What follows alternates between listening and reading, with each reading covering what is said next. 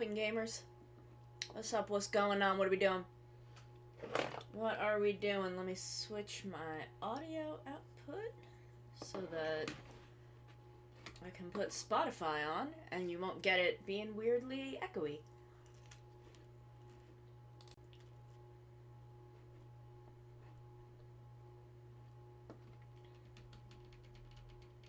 There we go. How we doing? How we doing today? Friday. Let's go! Yeah! Baby dun dun, baby dun dun, you made me tap.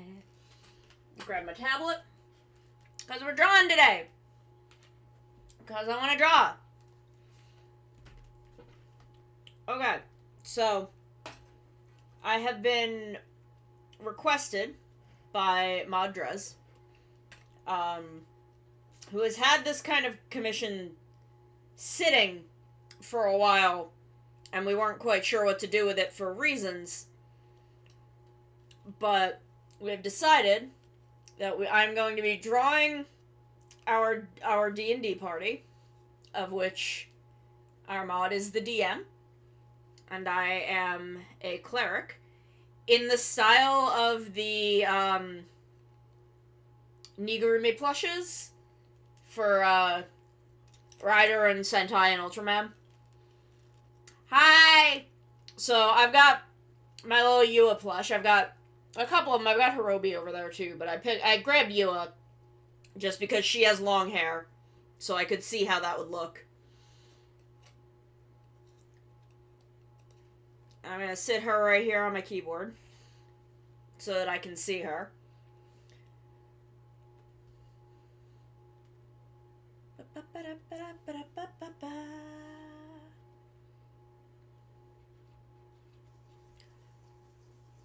So the head is kind of oblong, actually, so that there's enough room for, like, the face and the hair. And then the body is about half that size. So I'm just gonna, like...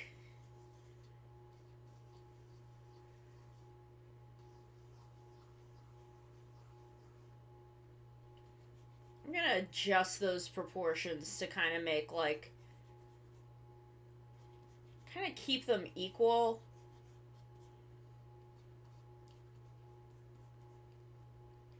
And then the body is kind of like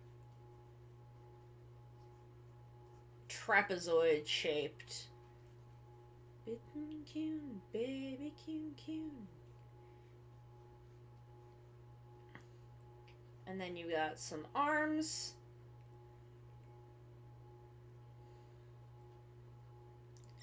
Might be a little longer than that, actually. That seems a little more correct.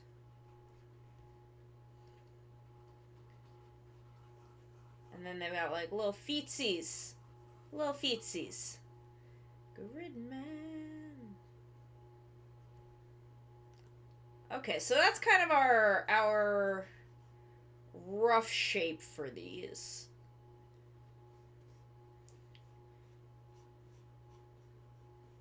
Kind of egg-shaped.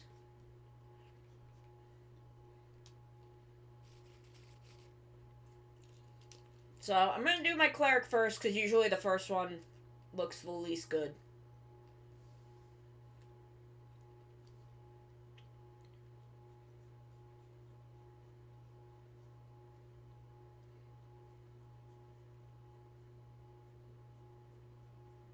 So how are we doing? How are we today? What's going on? Turn that a little. There we go. What's going on? How are we doing?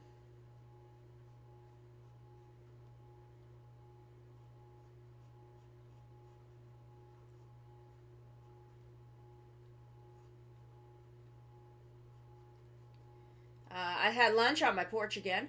Been keeping busy. Nice. I should clean in here. I need, like...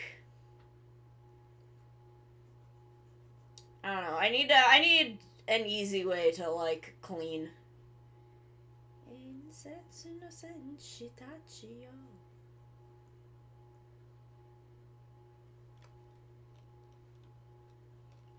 Like, the arms kind of come out of the neck.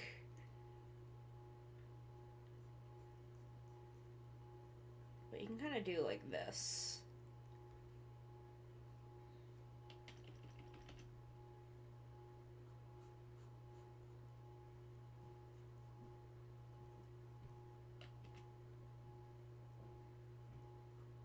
There we go.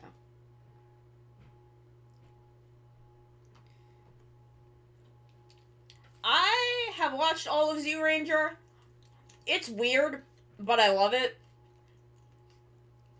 Like, Zyuranger and Dairanger are deeply fucking strange shows, but in like a really good way. I really need to watch more like 90s Sentai. Because I've only seen Zyuranger, Dairanger, and a little bit of Kaku Ranger. So I need to watch more of them. Hi, Malu. Thank you for the head pats. Oh, no. Why does that show up? Drinking the water! Ah! Oh, my God. That's why I need to get the NDI capture. Oh, yeah, now we got business. Oh, yeah. Business. Yeah, I've heard Gingaman is really good. I've heard good things about Gingaman, and I do want to watch it. I love you, Maru. I feel like I should make it a little wider.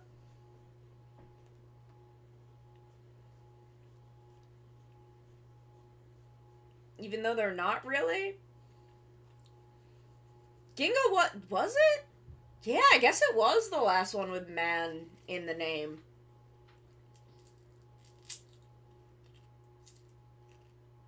Which kind of makes sense.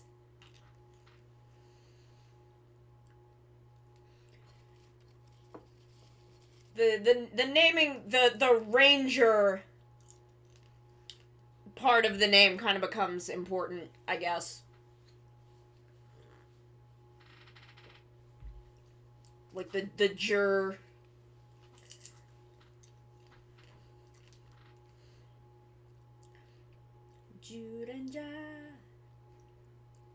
Yeah, I mean, just have man be in the general sense, but it's true, they have never all been mans. What the fuck does my D&D character look like? Do I have art of her on here somewhere? Because I could swear I drew some of it on this computer. I don't know where it would be. Sketches 2021.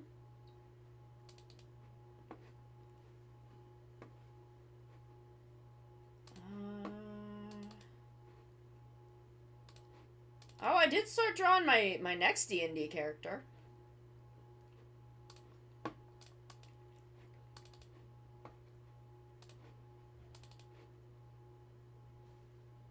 Let's see. The fucking classic. Whoa, whoa, whoa. God, what a fucking classic. Gigaman was the last one with man in the name. Dawn Brothers is the first one since Go Busters did not have a permutation of the Ranger Jur. Which makes sense because Inoue and Kobayashi don't give a fuck. I mean, I know Tokyuger did, but... Also... Kobayashi and Inoue just don't give a fuck.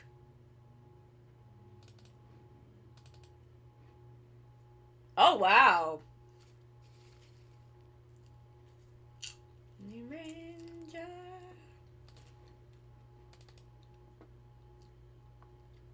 Do I not have a single goddamn drawing of Oro on this goddamn computer? I could swear that I drew some of it on this computer.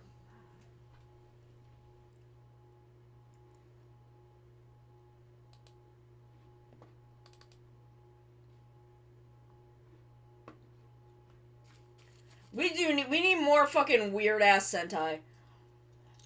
Like, I I genuinely did not expect to like Dom Brothers as much as I do. I genuinely did not expect to be this into it.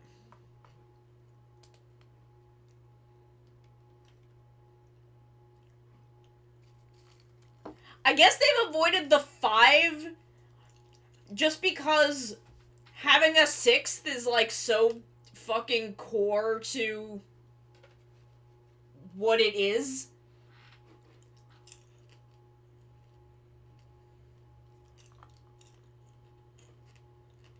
Where the fuck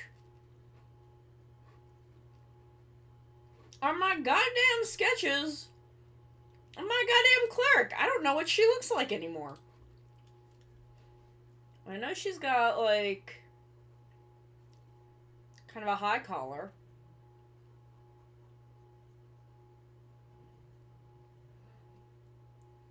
We need Man Ranger. We do need Man Ranger.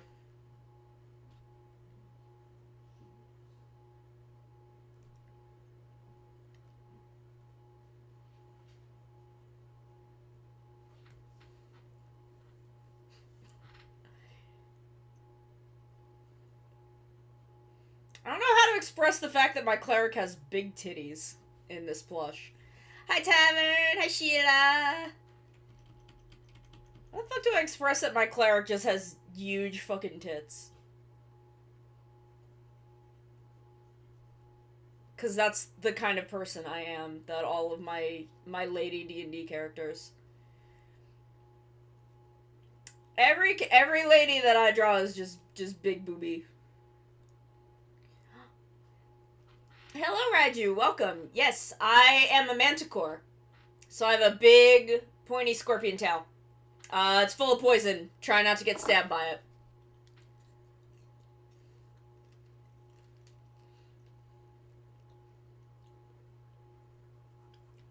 She also wears, like, a long-ass dress. It's like, you're not supposed to be able to see her feet.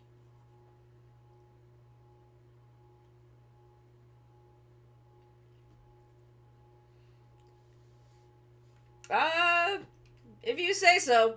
People have said that, but, I don't know. There's a lot in there. I was supposed to destroy the Earth or something once. I don't know. I quit that job. No. Oro is the only competent member of this group. No, that's not true. They're all competent. Oro is just the only one that is like... She's like, God, I just want to be home with my dragon significant other, running my tavern, making money. Yeah, destroying the Earth fucking sucked. It was boring. It was boring and unpleasant, and I didn't get to eat sushi. So, that's why I quit that job. Ninja.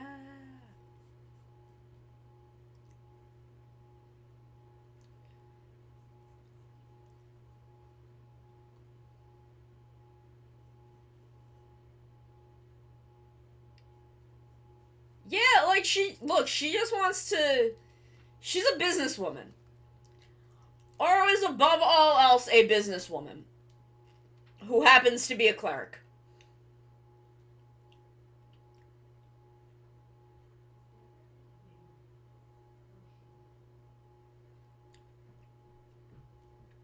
She is here for business, and the only reason that she is down in the dungeons under Waterdeep, running Mad Mage, is because the rest of the party is there and she loves them. She love they. And she doesn't want them to die, and they definitely will if she's not there.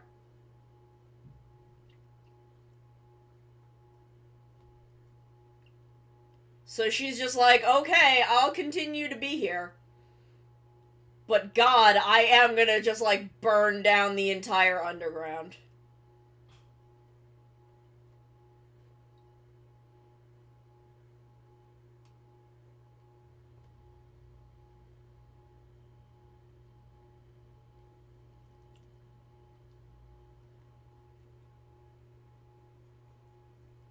You're not supposed to be able to see her feet, though, because she has, like, a really long dress. Because the running joke for the past, I don't know, 13 levels has been that no one knows if she has a tail or not. Because she's a Yuan-Ti. And we don't know what kind of Yuan-Ti she is. The joke is that just no one knows if she has a tail or not.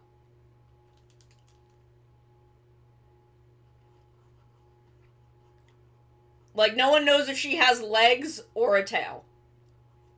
That has been the running joke of the campaign.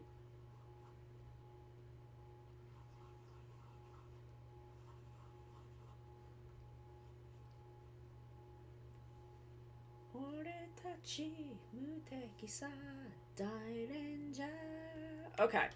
Now let's try and clean this up a bit. Oops.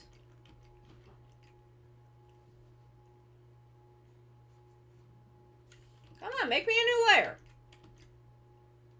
There we go. Also, she's accidentally married to a dragon.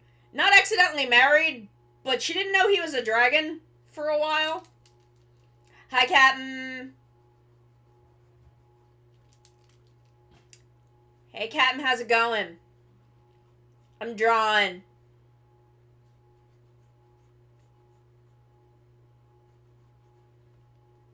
I'm drawing and I'm not particularly happy with this, to be totally honest.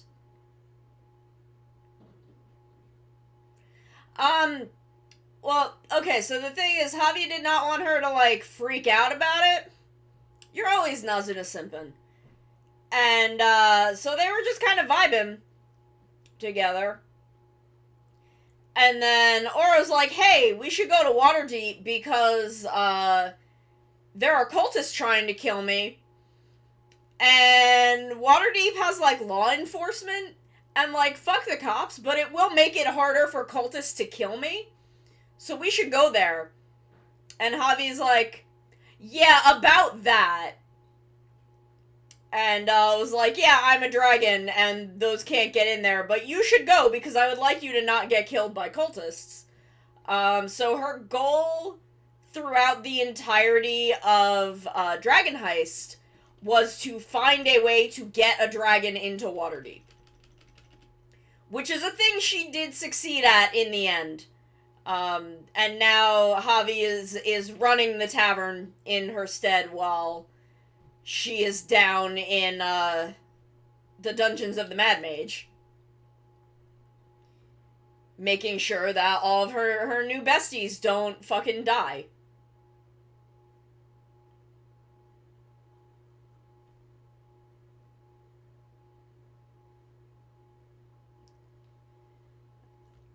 So that's my cleric's story.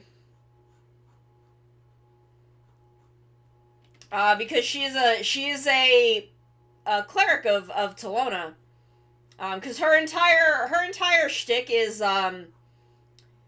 medicine is just poison in moderation.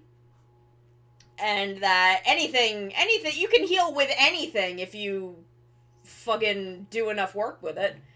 And understand it well enough.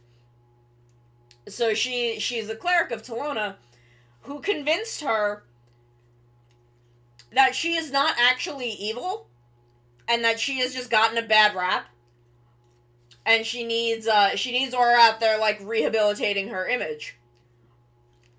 She's fucking lying. But she, like, approached Aura when Aura was, like, 9. And Aura, being the good little snake bean that she is like, yeah, sounds legit. Sounds legit. I'm into that. I'll do that. And the rest of the cult of Talona was not super into it. So they do keep trying to kill her. Because I guess they never got the message.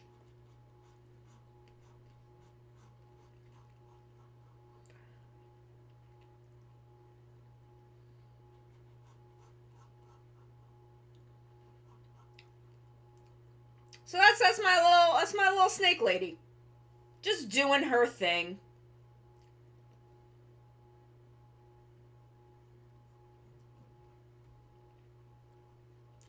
just doing her thing out there in the world, and she was feeling pretty upset for a hot minute because our fighter, I have she's my only she's I think the only character I have that is a snake. No, I do have a Medusa OC technically, from a short story that I wrote. So I guess two. I guess two is the answer. I did write a short story about a modern modern Medusa story that I would love to do something with because I was really proud of how it came out. But I am not sure of the format in which I want to present it. Because I don't like making live action things. I don't enjoy it. But it's about, I don't want to say it and then have someone, do it. But the concept was Medusa as a vlogger. That was the concept. So there was some really fun shit I wanted to play with.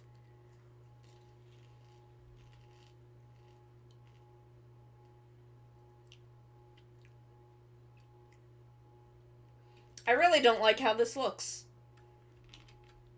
I really do not like this at all. I think this looks terrible. Okay, let's see if we can go into my body types. Grab one of my chibis.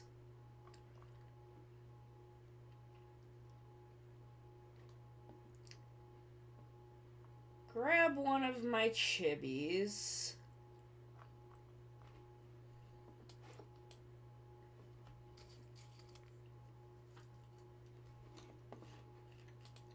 And see if I can work out something from here.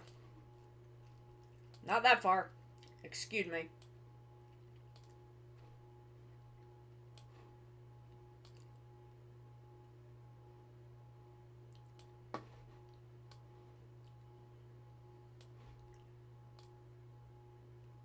There we go. No fear, no pain.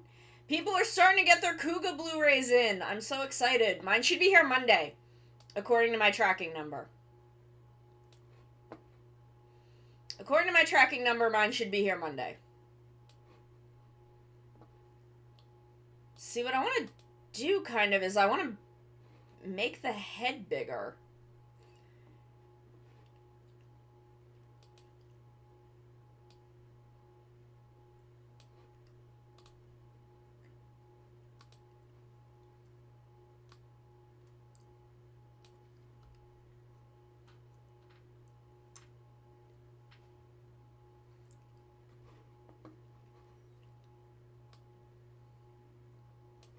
Make the body a little,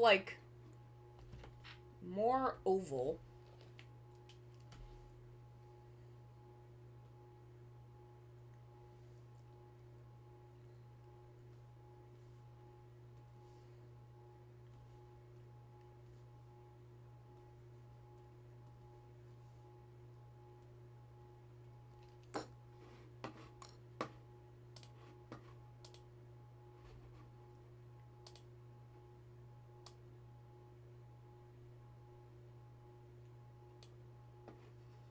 Nice! I did see that you finished Stronger.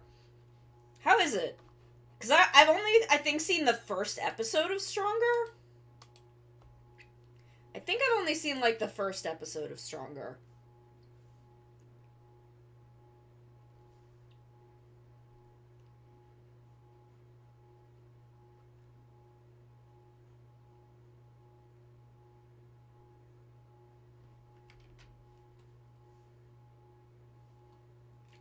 The arms are way too long, but since the arms of this style of plush just end in kind of like a nub, I can just kind of do this.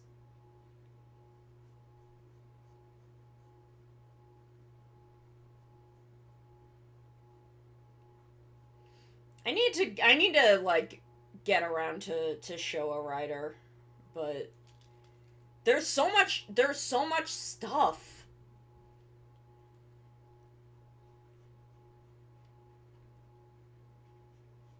Like, there are just so many shows.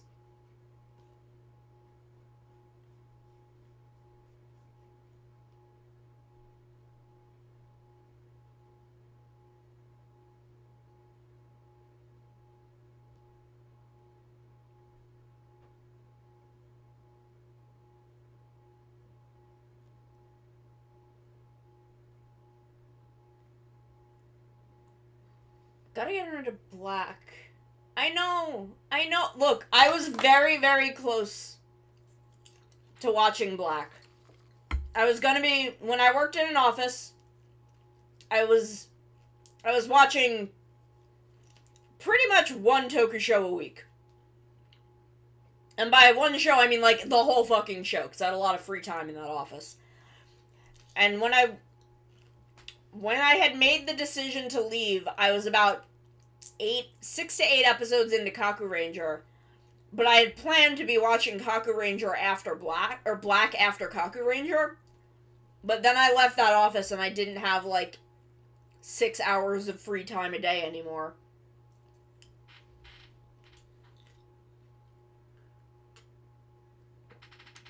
Which is kind of where I've ended up at.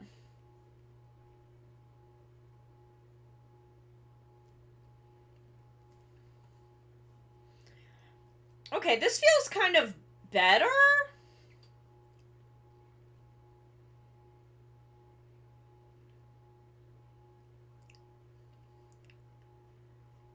This feels better. But how do I express the fact that she's got big boobies?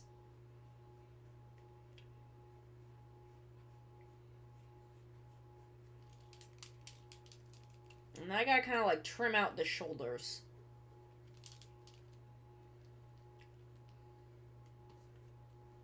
There is a part of me that is tempted to, God, yeah, Alive Alive is so fucking good. There is a part of me that is deeply tempted to just grab a photo of one of these plushes and just build an outline off of it.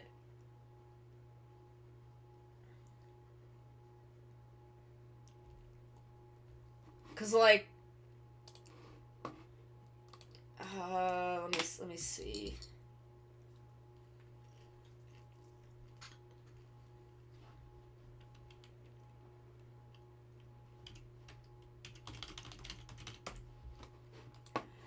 Like, I'll show you what I'm fucking working with here.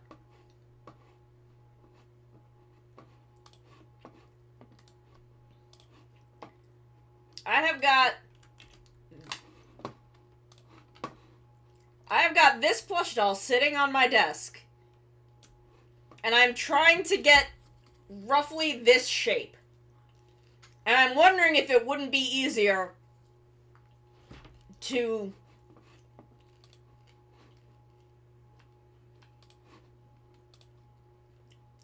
just fucking pop this in the center of the screen and just build the fucking shapes on top of this instead of whatever the fuck I have been doing.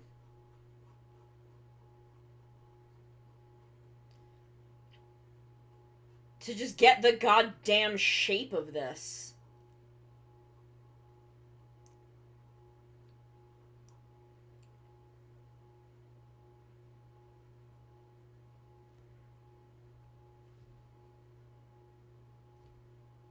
So I'm gonna do, what, like, 6 of these, I think? No, 5. We're a 4-person party.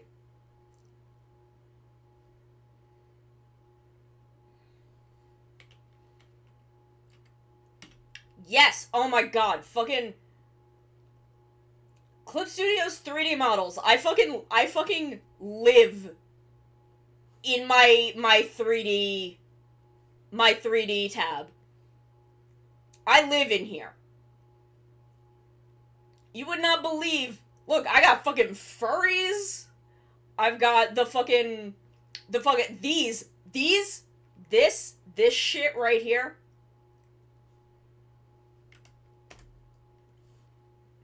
This shit right here.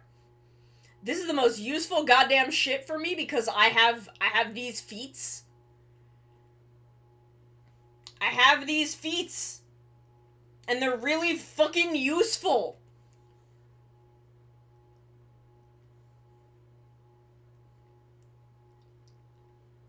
And look, you can see. Oop. Oh, I forgot that the center point on these is really fucking weird. I forgot that the center point on these is absolutely buck wild bizarre. But I live in this 3D tab. I've got another one that's just like the legs. I got the legs. So I can build the goddamn legs. Because I just somehow my brain cannot... I get it. I understand in my brain, but I can't... I struggle so much with drawing it. But just, poses, various furry heads, shoes. I need to download like 5 million fucking shoe models. Because I struggle so much with shoes.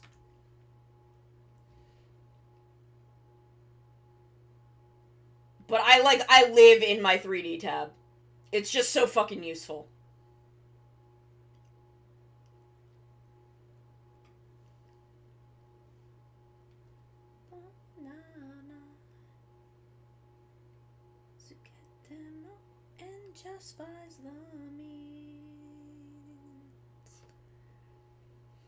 Yeah, they have models for everything! I've got fucking... What's in my small objects tab? Small objects. I've got various papers. I've got a scorpion. I have a whole ass scorpion. Shoes, horns, various weapons that are hard to draw straight lines in perspective. Shoes, wine glasses, chairs, cup noodles.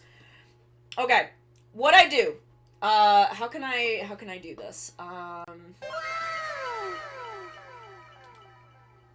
Clip Studio Paint. Can I switch it to Clip Studio?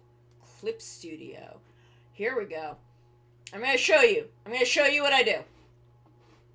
I'm gonna move this over here for a second. I'm gonna make it bigger. I'm gonna make it bigger so you can see, so I can show you. I'll show you exactly what I do. Okay, Clip Studio Assets. You go in here. You know, in here, it's gonna be a hot lesson. Hot secret tip just for people who are here right now. Okay. Now, say I want a model. Go to Detail, 3D Object. 3D Object, Chair. Look at all these fucking chairs. Ooh, bay window. Shit. I don't have enough Clippy for that, but I kind of want it. I'm gonna favorite that. And if I go up here... Nice! Okay. I apparently have a couple saved that I, forgot about.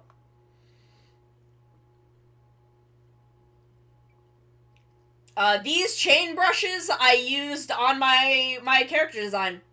The chains that are on my dress.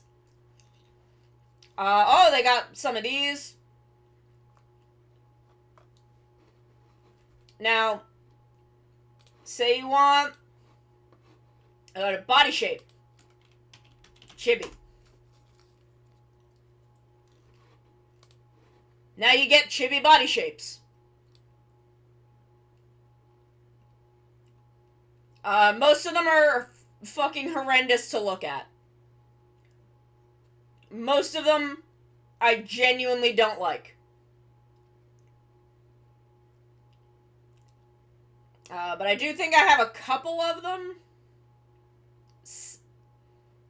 that are like this. I don't know how I found them. You just keep going.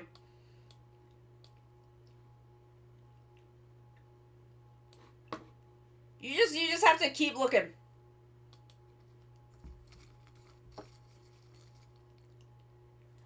Oh, I lean so hard into specialty brushes. What is this? What is this with the big boobie?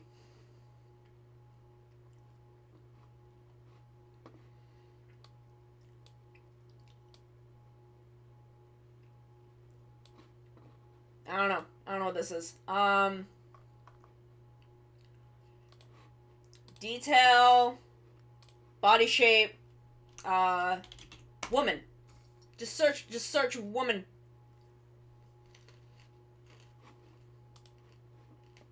You can get all different kinds of lady body shapes. Whatever you want. It's in there somewhere.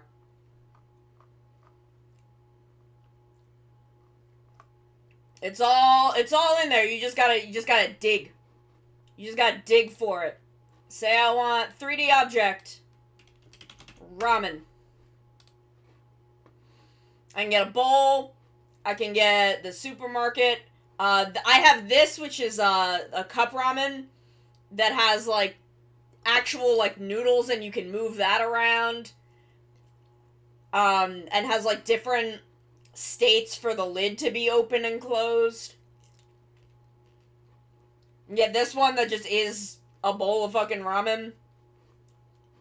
All kinds of shit. 3D model. Shoes.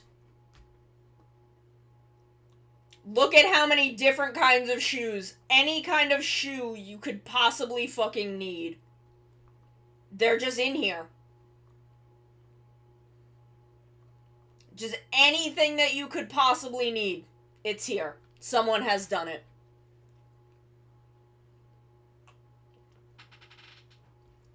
Yeah, sure. Robot.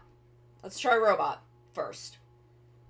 Okay, so you can get, like, this kind of sci-fi robot. You can get, like, little Roombas.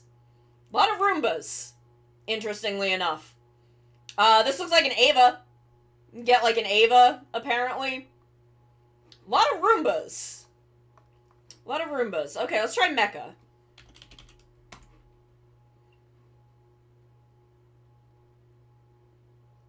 That did not provide us with much useful. Let's try Mech.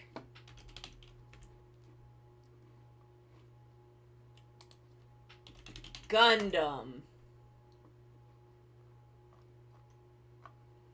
Okay, robot is maybe your best choice. Robot is maybe your best choice. But you can just find, like, all sorts of shit to build a scene. Just to build some absolutely gorgeous shit.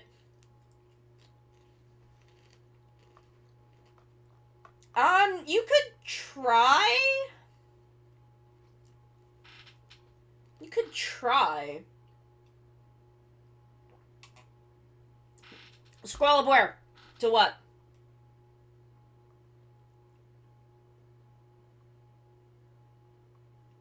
What am I scrolling up to? You can get a busted ass looking Switch.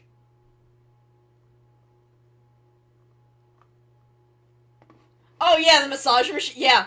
Ha ha ha. Ha ha ha ha ha. We can go back to body shape. Muscle. Because there are a lot of, like, big... You can get, like, big hulking muscly bodies. You can get yourself some Dorito Mans. Which I found useful, because I did at one point have a commission that was, that wanted me to draw someone that was, like, a big, like, bodybuilder. Let me... I have to fix this now. Oh god, that's all still up there. Hold on. Jesus Christ. I hate not having NDI capture. I genuinely It is genuinely infuriating. But if I go back to body type, where's my huge muscle guy? I think it was this one? Hold on, I think it was this guy. And then you can just drop a pose on him. And now he's gonna take a selfie. Now you got a big muscle guy ready to take a selfie. It's so fucking versatile. I'm so mad that they're like, the 2.0 stuff looks like it's gonna be so fucky.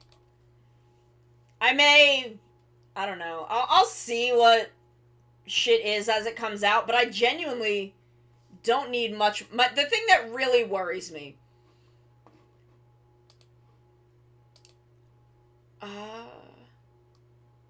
Damn.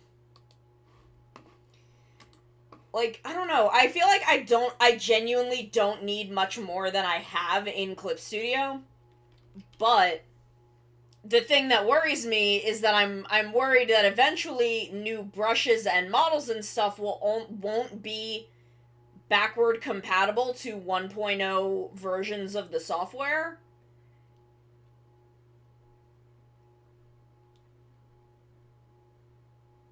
So like new community products won't be as useful.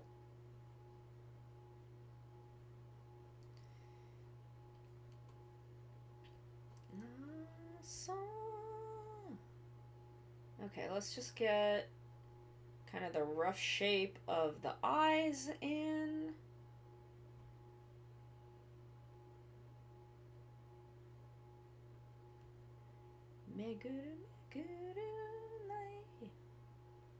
God, Round Zero is so good.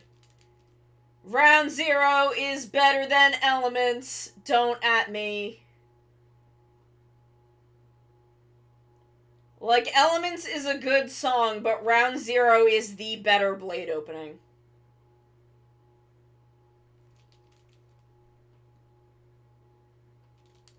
Okay. Okay. Here we go. We have our rough shape.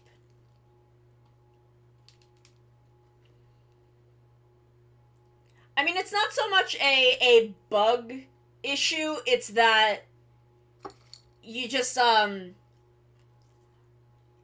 as new materials are created, they're created in the version that the person is working with, and don't always work with older versions.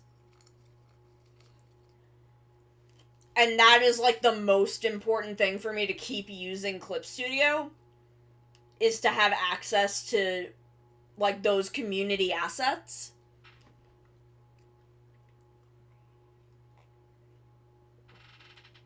But, you know, it is what it is. We'll figure it out as we go.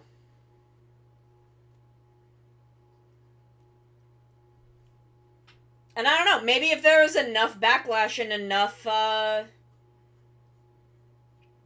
annoyance with how that system is, they'll be like, okay, because I would not mind buying a license to the software, and then I wouldn't mind if the updates weren't free, if I could just pay, like, $5 or $10 for an update.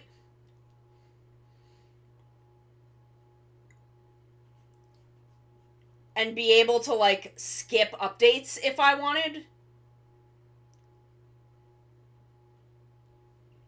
And then just, like, buy an update later. And, like, sure, offer the subscription if people want it, but don't make that the mandatory way to get, like, 2.2. And I don't know how hard it would be to base the pricing on, like, your previous version. Like, if I wanted to update from 2.3 from 2.0, I wouldn't mind if it was, like, $20 instead of like $5 if I was updating from 2.2 to 2.3. Is it? Because what it sounds like is you can buy the license for 2.0, but unless you have the update subscription plan, you just won't be able to have access to 2.1 to 2.9 or 2 point whatever until 3.0, which I think kind of is really fucking dumb. Like, if I could do a one-time purchase, and then, like, if you stop paying the subscription, you lose those updates, which is really fucking stupid. Where, like, if I could just buy those updates piecemeal, I feel like that would be better, because I wouldn't mind. Like, I would not mind purchasing 2.2, but, like, I would want to wait until it was an update that, like, I had stuff that I needed. Because I didn't update 1.0 every time an update came out, just because I have shit to do.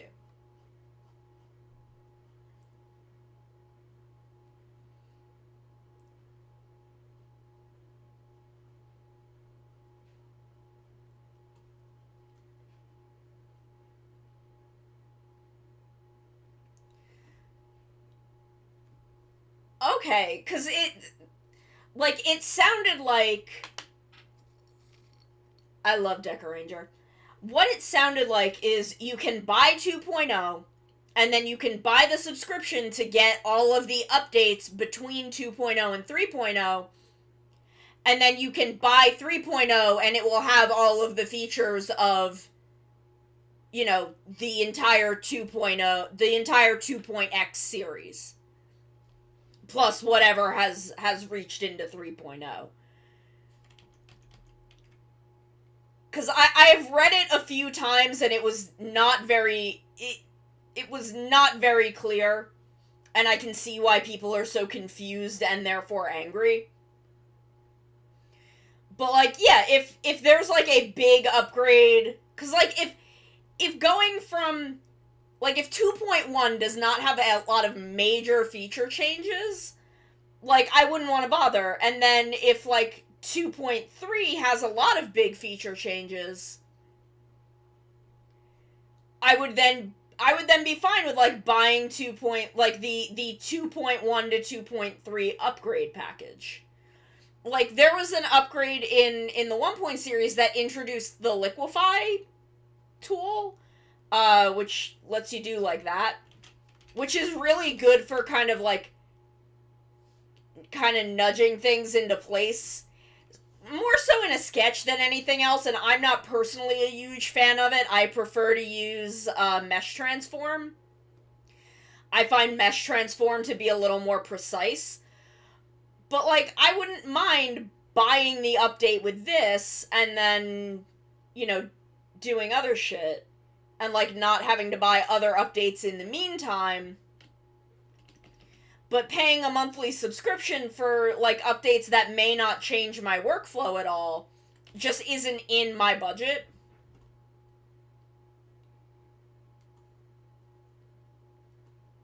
Like, it's just not in my ability to do.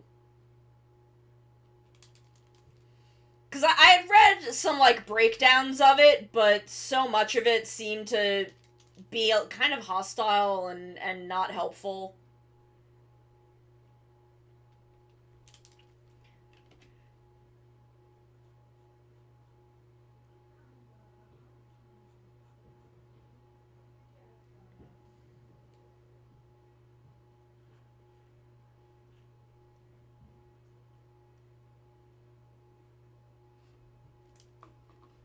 Okay, let me take a quick look. I'm not sure if this is the one that I read. Because I may have read this one.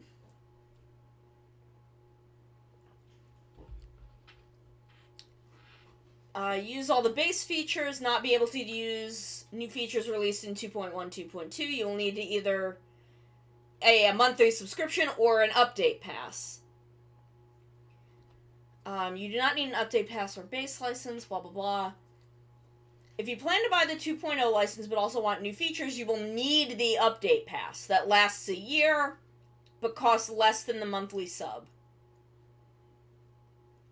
When it expires, you will not be able to use the new features anymore. See, that's not what I want. That is not what I want. I want to be able to buy a license for an upgrade.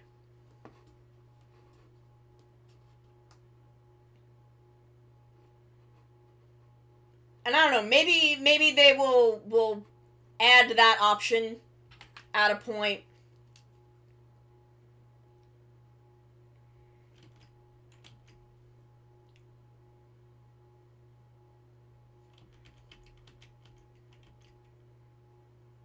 Because people have been very vocal about this. So, who knows? We'll just kind of have to see what happens, I guess.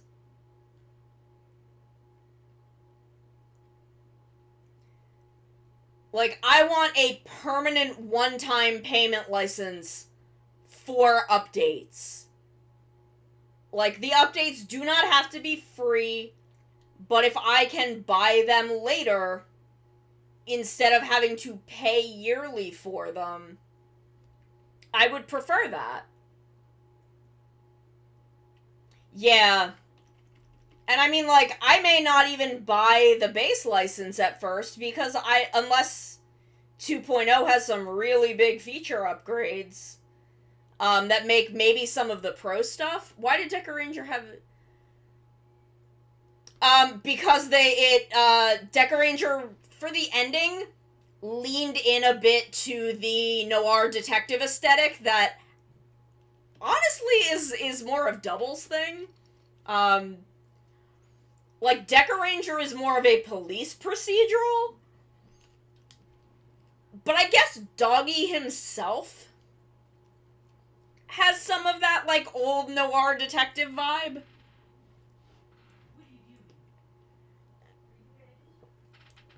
But yeah, they lean into the big band jazz of, like, the Chicago noir aesthetic.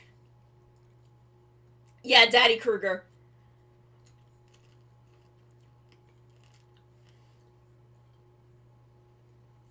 So I'm just finishing my snack. I mean, look.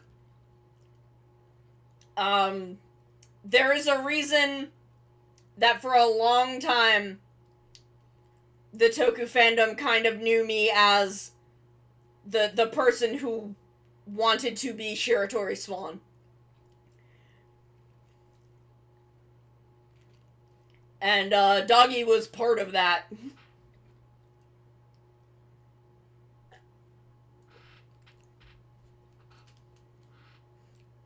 Not all of it, but part of it. How does Izu work? Because she has a dress.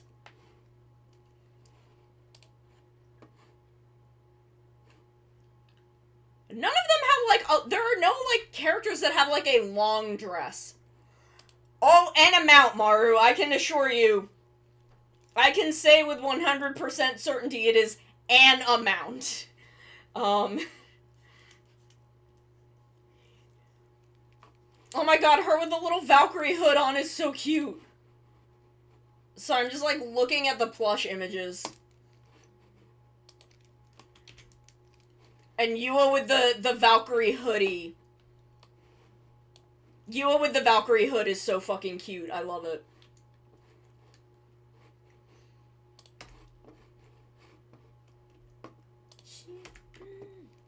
The future. Doggy will awaken things in all of us. Like, go to Pixiv. Go to Pixiv and look up Doggy Kruger. And you'll know. Yes, ask me the Sentai questions. Ask them unto me, and I shall answer.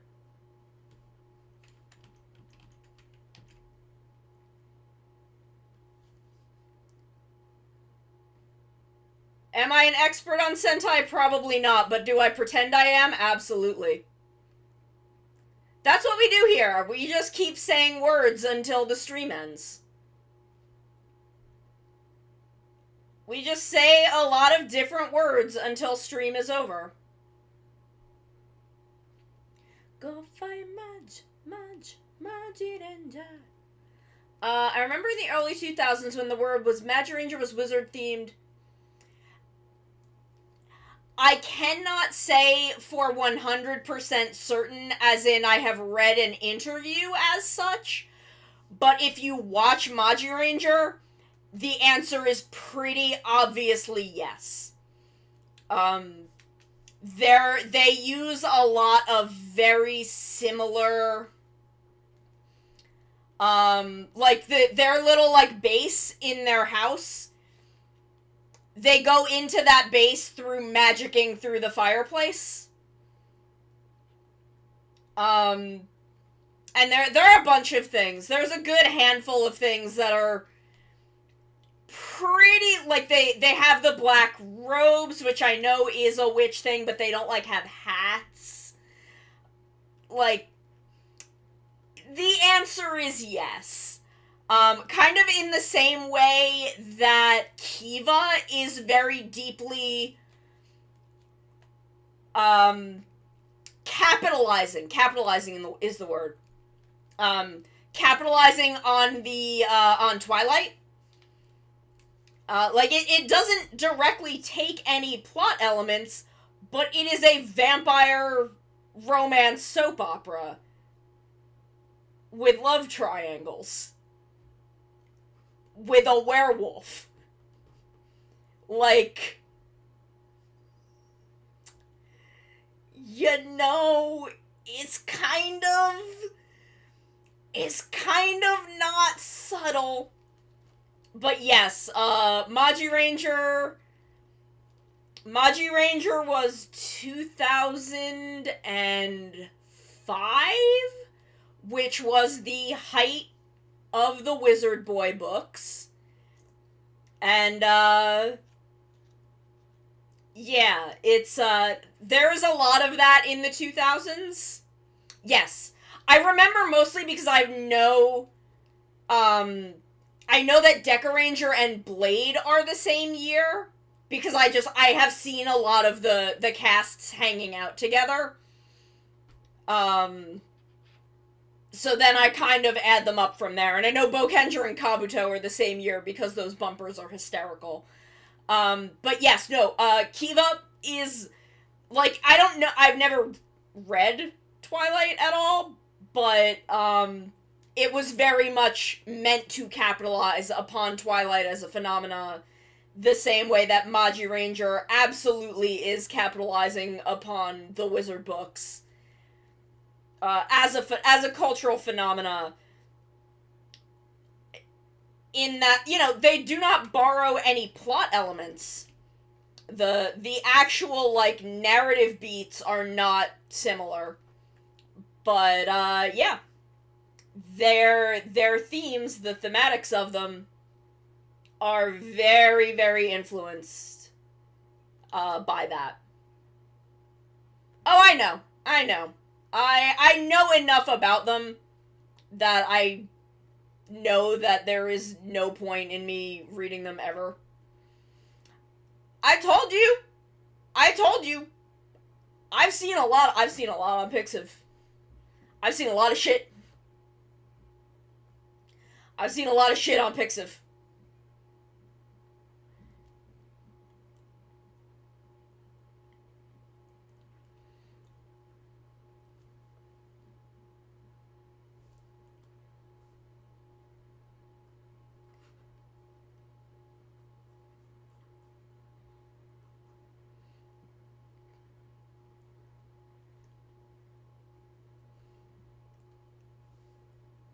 The only reason I ever think about it is because occasionally I get a little too critical of my plot points. Oh, yeah. I mean, like, look. Look. Sailor Moon is a fucking masterpiece, but whenever I feel bad about my artwork, I think of one illustration. And I've shown it before and I'll show it again. Whenever I feel bad about my art, I come back to this image that I'm going to show you right now. I come back to this image. And specifically, I come back to Artemis's goddamn hand. Whenever I feel bad about my art, I think about fucking this. This. Right here. This hand. And I'm like, this is the most popular, like, one of the most popular comics of all fucking time.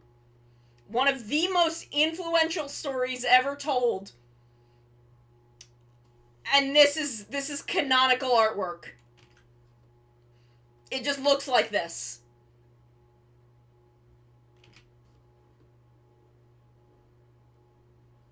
Like, Naoko Takeuchi wasn't amazing at art. She was, like, her style is so fucking iconic, but you get little shit like this. Oh, I love Human Luna. Human Luna. I love that design.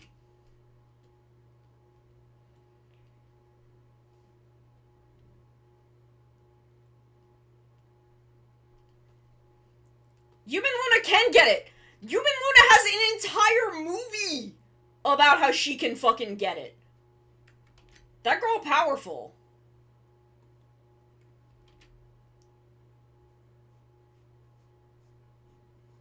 There is an entire movie about how much Luna can get it.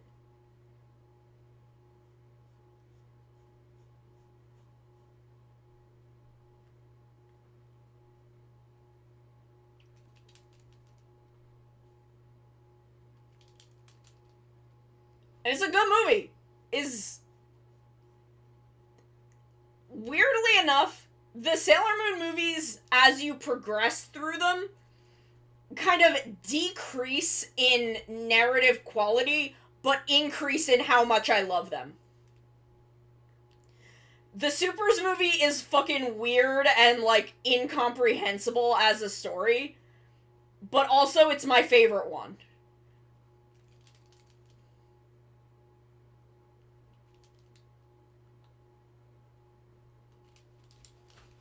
Like, I love that movie so much. Again, not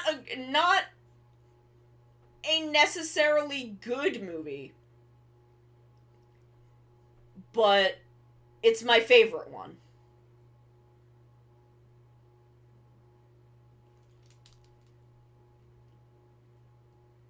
Yeah, I think because at the time Supers wasn't finished,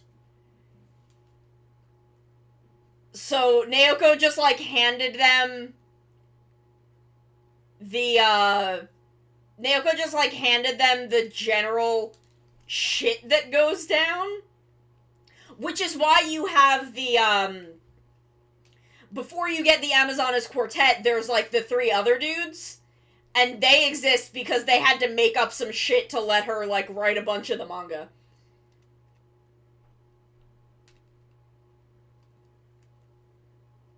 Yeah, that is, it sure is abbreviated, that. But I refer to it as Supers. Yes, the Amazon Trio. They basically exist because she had to, they were like, we are gonna buy time. She has given us the rough concepts, because I think, like, the Helios stuff starts getting introduced. Like, she has handed us her rough plans, and now we need to buy time so that she can write a huge chunk of the manga, so that we can then spin out from there. Oh yeah, it's great, and also like terrible. Okay, you have a nice little walk with your dog. I would love to walk my cat, but it's still a little too warm. Like, the sun is too warm. And I worry about him because he's got a lot of fur.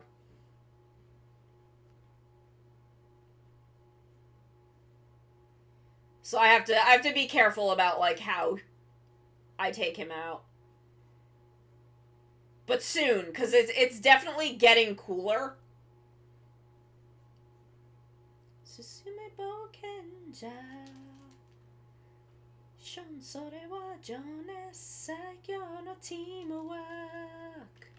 This is the best Sentai opening. It's the best one. There's not, it's not a contest. Go, go, ready, go!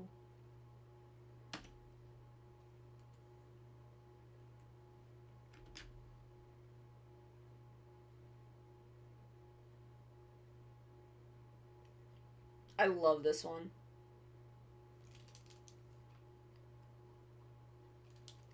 Like, not every season of Rider or Sentai is cribbing off a popular trend, but, a lot of them, in ways, they find a way.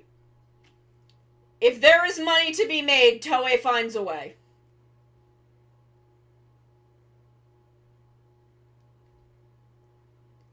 Is what I will say, based on what I've observed over the years.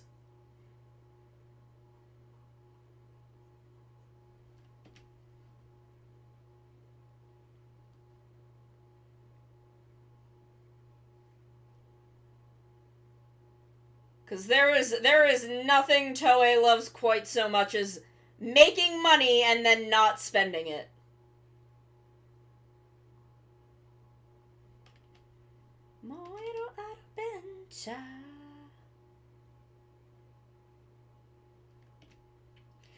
You can usually tell when Sentai is attempting to come out of a rough patch. Or a patch where they kind of think stuff has gone a little too off the rails, because that's when a dinosaur Sentai happens. That is when a dinosaur Sentai happens, is when shit's gotten a little too weird. Not necessarily Zyuranger, but, you know, Abaranger, Kyoryuger, and Ryu Soldier. Actually, I'm not even sure with Abaranger, because I'm not super familiar. But I feel like Time Ranger would have been a weird one for them.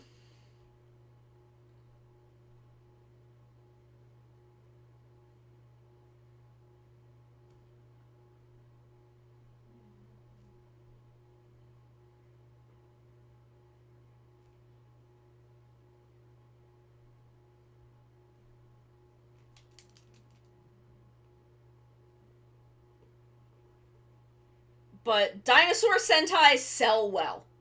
So they will, when they are feeling it, they'll make a Dinosaur Sentai.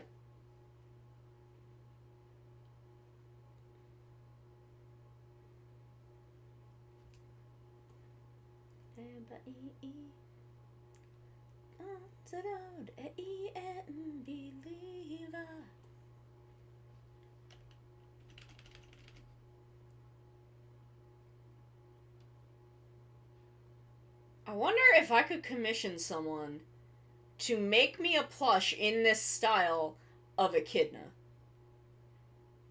Because there is Naga. Which, like, you know, you can't just alter it, but I'm wondering if it would be possible.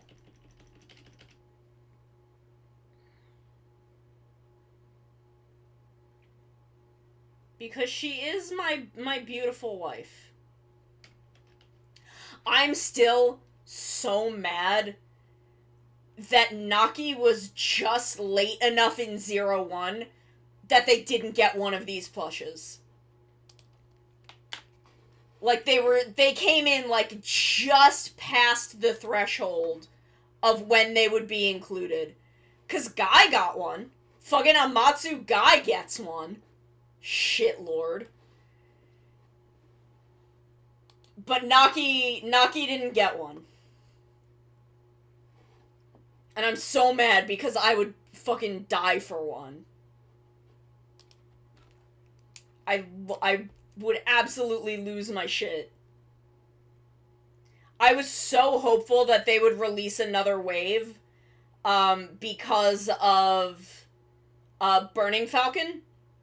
Like, Jin and Burning Falcon made me really hope they were gonna release another wave, because that would mean Naki. But it never happened.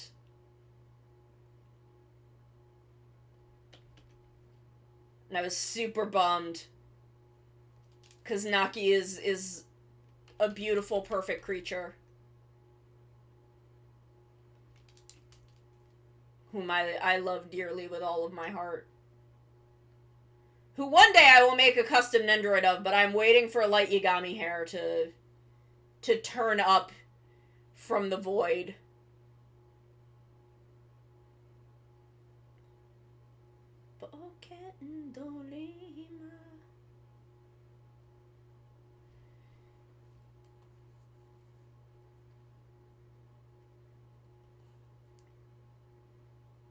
But I do have the faceplates. I have faceplates ready. I have most of the clothing ready, I think, actually.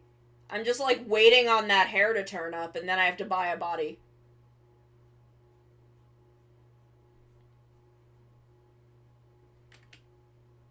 I really want to fuck with a Harmonia Bloom body at some point, but now they're really hard to get. Like, the body itself is now really hard to get, because I don't really like the heads for Harmonia Bloom. But for a little, like, at the very beginning, you could buy just the body, and now they really don't do that anymore.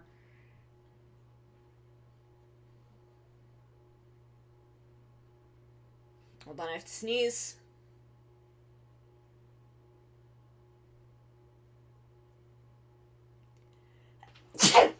Excuse me.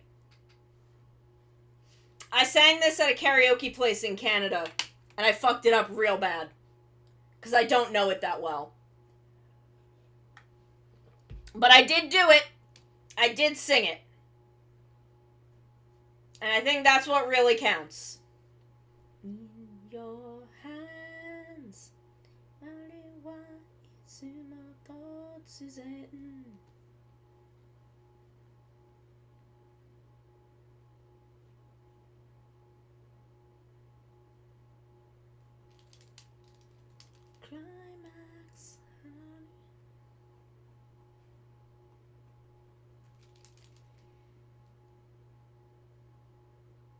Climax Jump is the best rider opening. Again, it's not a contest. Like, nothing. Yes! Oh my god, Mara, one day we will have, like, a full Buck Wild off collab. And get to, like, hang out and do shit. If I can ever get my ass to the other side of the ocean.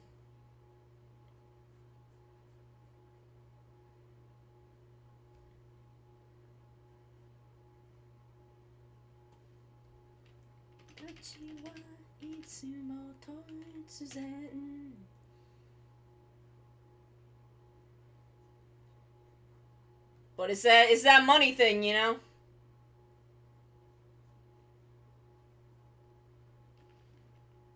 Oh no!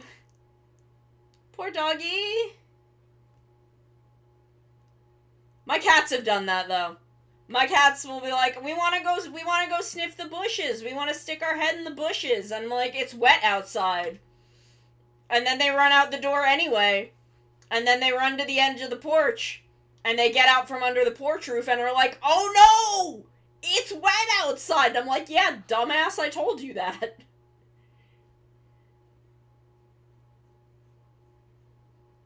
I love my cats, though. They're so good. They're little assholes, but I love them.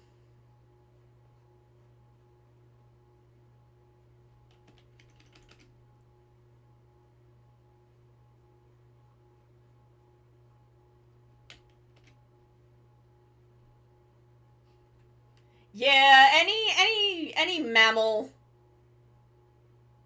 or pet that you can like take outside is gonna be a bitch about like going out and then it's wet outside and they're like, "Oh no, it's wet outside." Maybe unless you have a duck.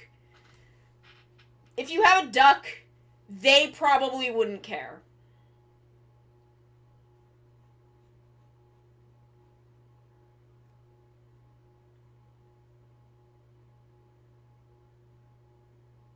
A pet duck would probably not give a shit.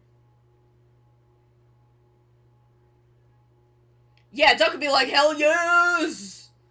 Down to party!"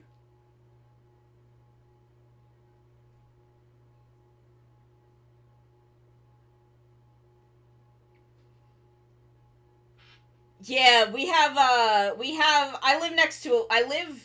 my town is bordered by 2 lakes and the ocean. So, I live on the south end of my town, so I live pretty close to one of the lakes. So the ducks are just around. We have, we have mallard ducks, ruddy ducks, I think, and then white ducks, and then we have Canadian geese, mourning doves, seagulls, and sparrows and crows, and mockingbirds. But the crows both ruin everything and get their ass kicked.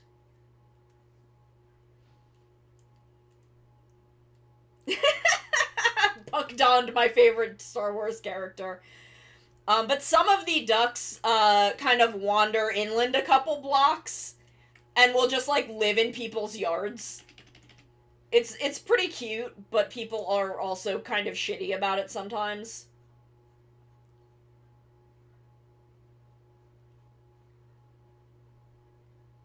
I wonder if the foxes came back this summer. I don't know. I think generally the goth counterpart is crows, but those aren't like if there's one in the dove family, I don't know what it is, but I'm sure there is something. Ah, the morning with a U dove. I understand the joke now. I'm bad at reading.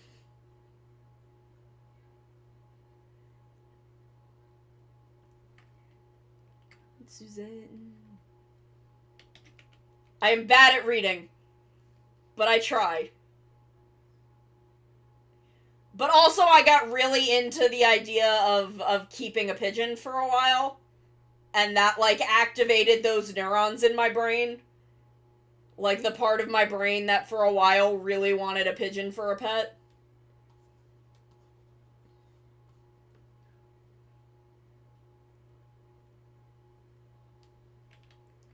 They're neat, and they don't make the horrible noises that most other domesticated birds do. I love birds, but the noises that most domesticated birds make makes me want to die. Where pigeons just make that like little low. I can't make it very well, but that noise is comforting and quiet, and not like barely within the audible range with how high pitched it is.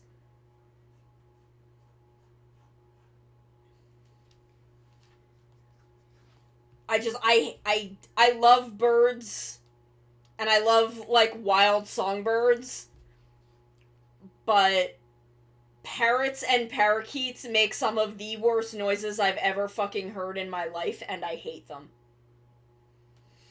Every spring, a couple pigeons will think about nesting on my air conditioner. They will inevitably not do it because they can see in my window and will be like, there's something moving in there. And very often it will be my cat trying to jump at the window. But they will just, like, be vibing on my air conditioner making noises for a while, and it's nice. Usually it's for a couple weeks. They'll come and go. They never actually start building a nest, but they keep checking it out. And I know that they're thinking about nesting because it's always two of them, and I have looked up the calls that they do. And they are definitely thinking about nesting there. They don't like fuck or anything. It's just they make the noises. Oh yeah, I remember that. I remember that. That was... See, mine don't actually end up nesting. I am sure that if they actually nested on my air conditioner, I'd go fucking feral. But they will just be there for, like, 10 minutes every other day for, like, 2 weeks. And I just find it charming.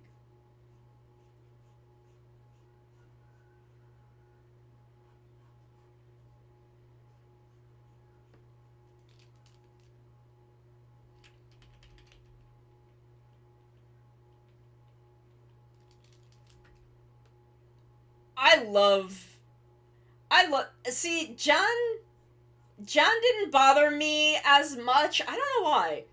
I feel like characters like him I generally find horribly obnoxious, but maybe it's because I watched Geki Ranger vs. Bokenger before I watched the show. And in that, I don't know, I like him in that.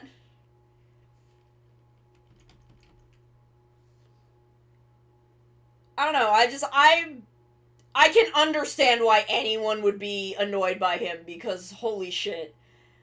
But I found him charming. I like him. He's a little lad. Oh, see, the Hot Blood Red doesn't bother me that much.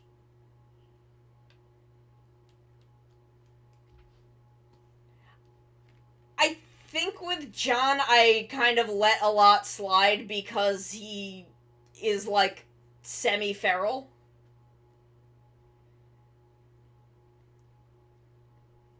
Where I'm just like, he does not understand thing.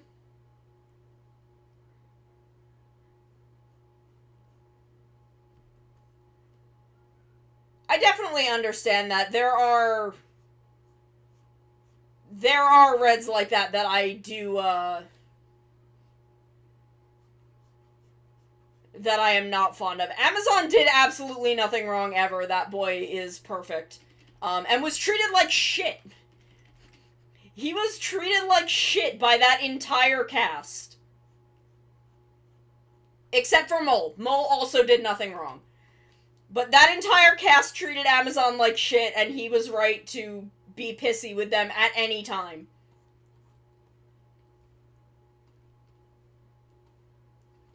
They treat him like absolute fucking garbage.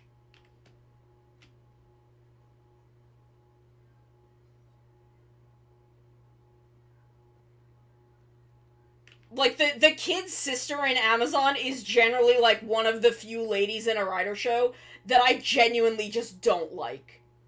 I just genuinely do not like her. Because she is so horrible to him.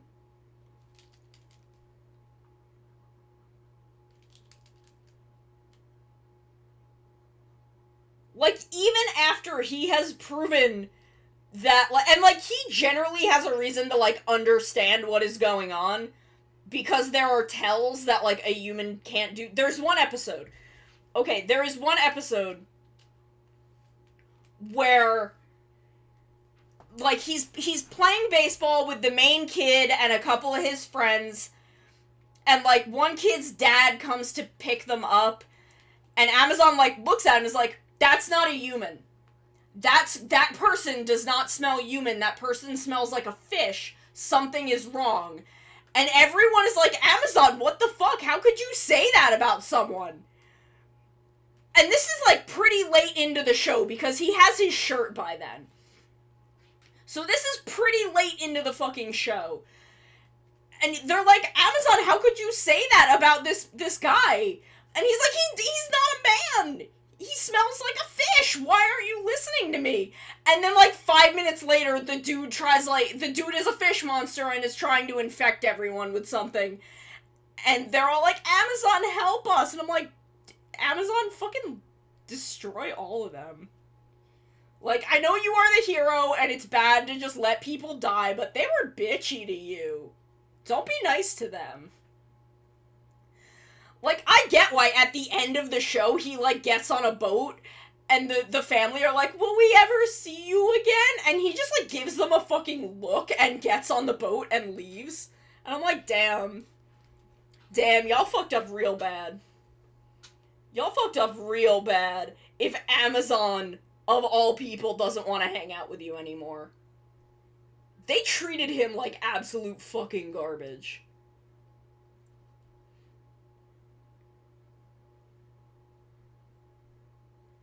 They treated him so shitty.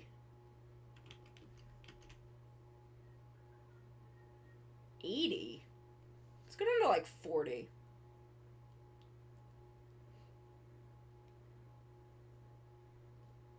Like, they treat him so badly. Like, I feel so bad for him because all he wants to do is vibe and be friends. Like, even Tachibana, and Tachibana does get better, but Tachibana's like, here's a motorcycle, and Amazon's like, I don't like that noise. I don't want to go near that. That freaks me out. And he's like, get on this fucking motorcycle, Amazon. And it's like, no, it's scary.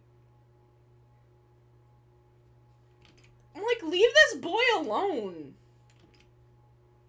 Leave my poor lad alone. He is just doing his thing.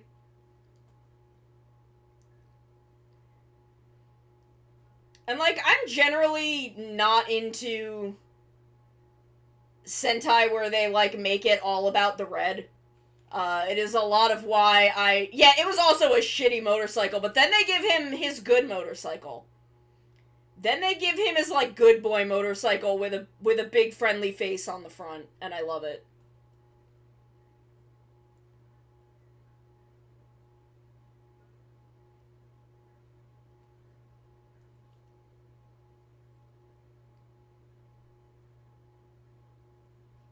Like, thankfully, Kyoryuger has managed to go back to being the show with the worst red. It was Dawn Brothers for a hot minute. I did not like Taro for the first, like, 13 episodes of that show. I did not like Taro up to the point where he died and then got better. Since then, he's actually been pretty bearable. He has been pretty damn okay since that point.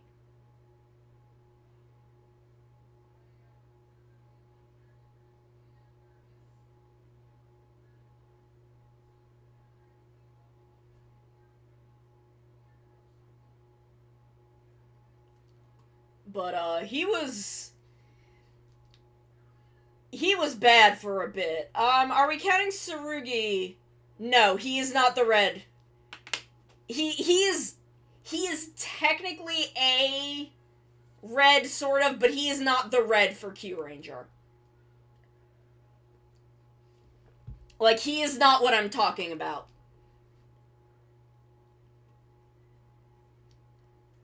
I am talking about where, like, the red, the becomes, like, the leader of the team and is the main character of the show, and no one else gets to do anything ever. Which Lucky had going on for a little while, but he also got a lot better. Yes, the red. Like, the red, the face of the team, the one that they would make a figure art of.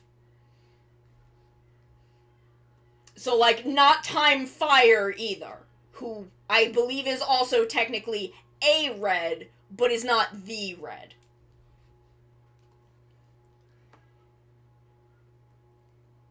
Like, these are the distinctions that exist in Sentai. Kyoryuger is the worst, Daigo is fucking insufferable.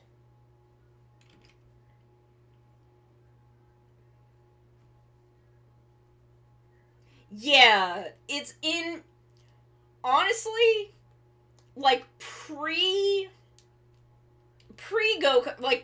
Busters. From, like, Gokaiger backwards. I think... You know, as you get closer, yeah, but I don't know. I feel like in a post Gokaiger world, they just lean harder on the red in a lot of shows, when sometimes the red is the least interesting character.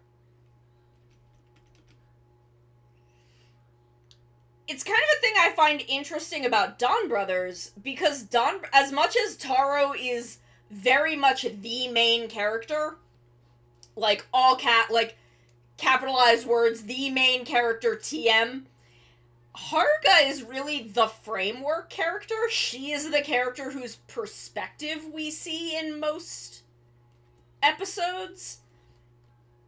Which is interesting, because I'm wondering if they pulled that from Dino Charge. Because in that, I only watched about half of Dino Charge. Because I struggle with getting into Power Rangers. I just cannot do it.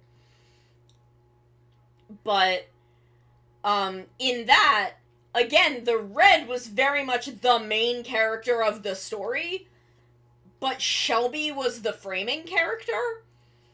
Haruka is a fucking gem. She is without a doubt the best yellow. She is the best yellow that has ever existed.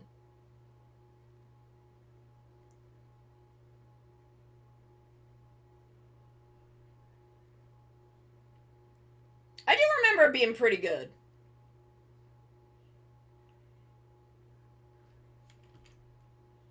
But, like, Dino Charge I was interested in because I dislike Kyoryuger so much. And I don't dislike it. I think it is the least good Sentai. Because there is a lot of stuff within Kyoryuger that I do really like. I just think the show is so weak. Look, if Luca didn't hit people all the fucking time, I would be way more into her. On paper, I should love Luca. If she was not fucking hitting people who are weaker than her all the damn time, we'd have something to talk about. I could maybe be convinced. But it's the hitting. It's the hitting people that are weaker than her. Look, I also want her to kill me. But I don't want her to be beating the shit out of Don and Guy.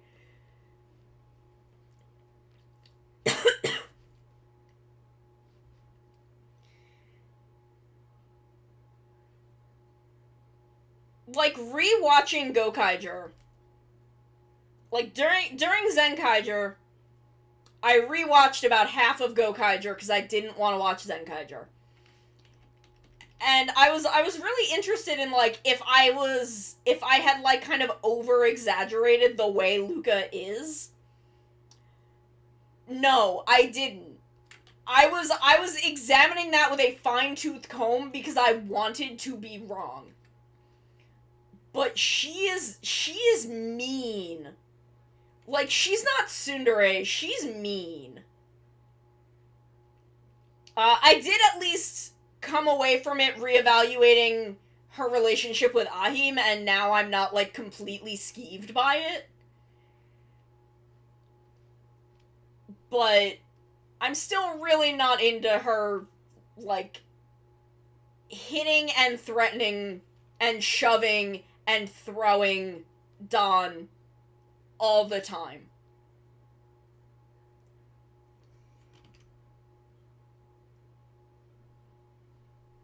Hi, Bonnie!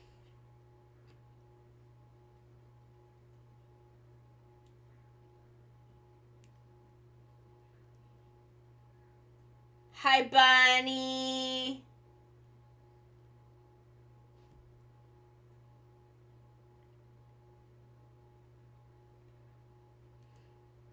Journey Through the Decade is kind of a banger.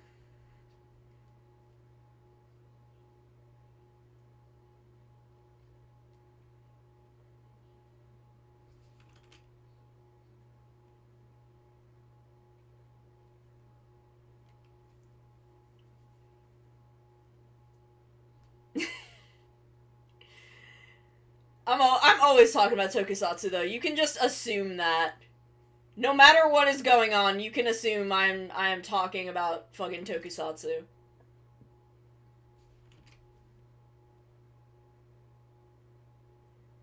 That's just what I do here.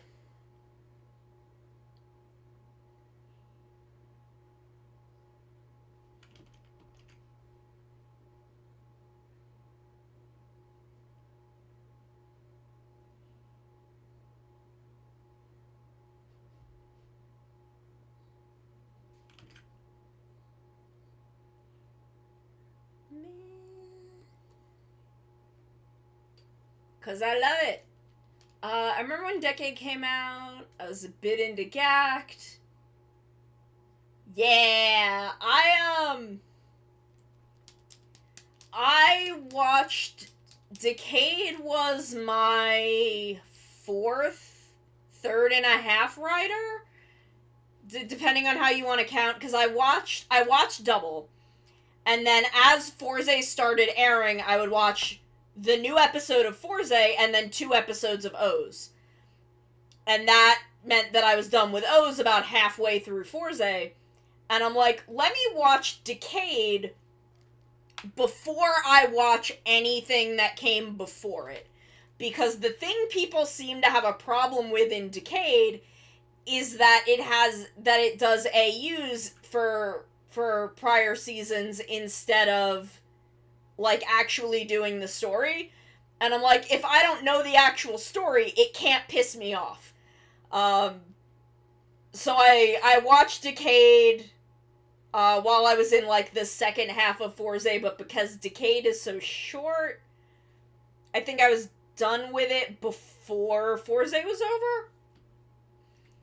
So I don't know how I want to count that. I'd say it was my 4th. But Double is such a thing. I will admit, Fudopi is growing on me.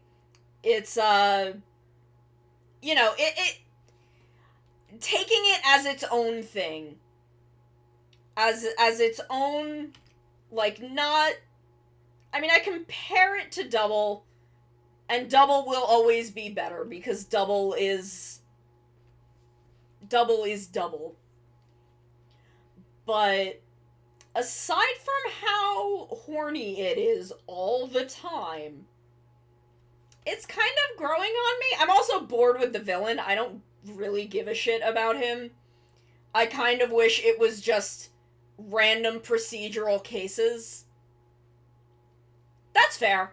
I still wanted to check it out because I really want Volume 6. I really want them to get to Volume 6. And I think they might, because it seems like they skipped a volume, and, or they, like, skipped a story arc? I don't know. I just really want to see Volume 6. I feel like I deserve it. I feel like I have been a good little Manticore, and in this, the year of our Lord 2022, I deserve Kamen Rider Skull and Shroud content. And that's why I'm here. But I stand by my assessment that Tokime has infinitely more chemistry with Philip than she does with Shotaro. And I kind of wish... I would still be side-eyeing the whole project for no homoing Shotaro and Philip. But if she was a romantic interest for Philip instead of Shotaro, I would at least call that an interesting narrative choice. Because it would be a really interesting way for Philip to examine how far he has come as a person. But it's not that. But that would be a much more interesting story beat, and I would at least be like, okay, they're trying to do something. Instead of the fucking weirdness that is just her becoming, like, this total, like, doe-eyed waifu in the presence of Shotaro, when she's actually kind of entertaining and a neat character when doing anything that doesn't directly involve Shotaro. Like, I feel like my one wish for this show that was, I want to see Tokime be an interesting character, and I think her having a voice actress who can give her a lot of emotions and be animated where she can really have versatile expressions has really granted her that. Is it a must watch? No. Is it anything like amazing and truly special? No. But it's neat. It's a neat little thing, and for me who loves Double dearly and is willing to take more Double content into my life, you know, it's kind of worth it. Especially if I get to see fucking Kamen Rider Skull in the year, and my best girl Shroud in this, the year of our Lord 2022.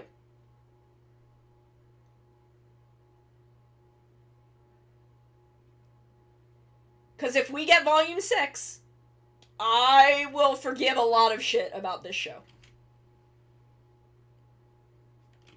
I will forgive so much shit if I get to see my fucking best girl on screen.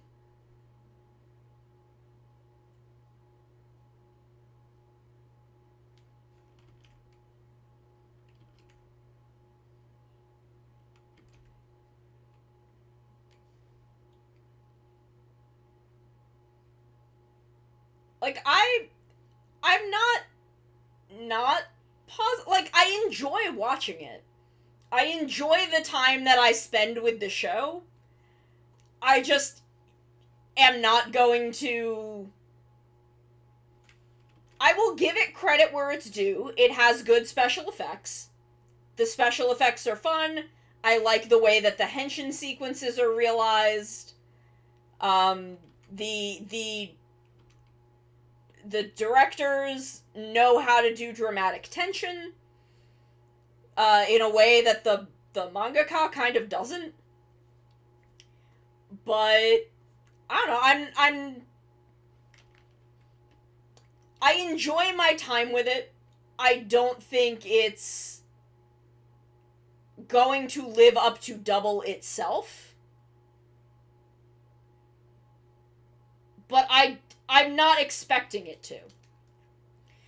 I'm kind of just existing with Fudo PI in this very...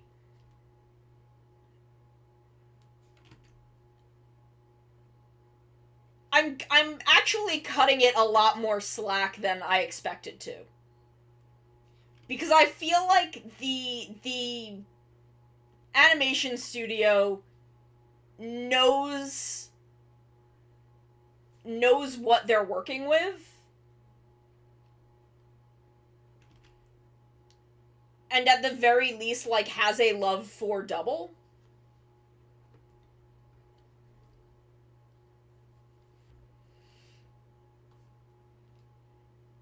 Yeah, like, the animation isn't anything amazing. The way the henshin sequences are realized, I think, is really nice. But, like, I don't know, the animation itself is nothing, like, amazing. It's not... God damn it, why does it do this? Hold on. Close window. Exit.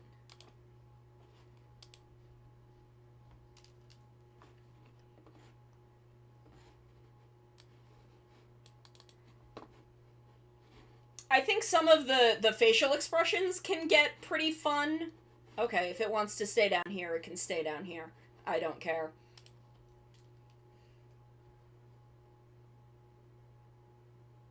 But, you know, it's not a must-watch. If you're not feeling it, like, there is really no reason, if you have other stuff you want to be watching, to prioritize it.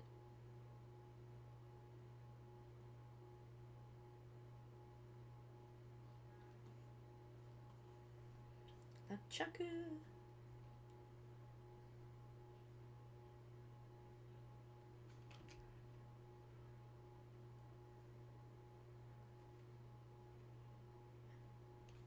Shinkenda.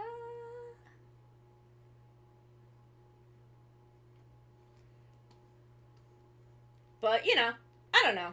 I'm enjoying my time with it more than I expected. So there's that at least, and maybe I'll get to see Shroud.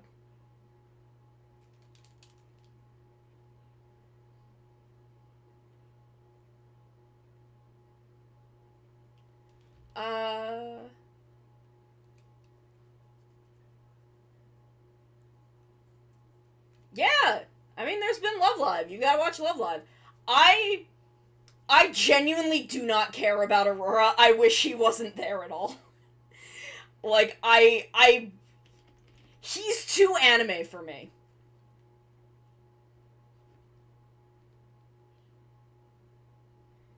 Yeah, but I mean, you know, you've got two of them.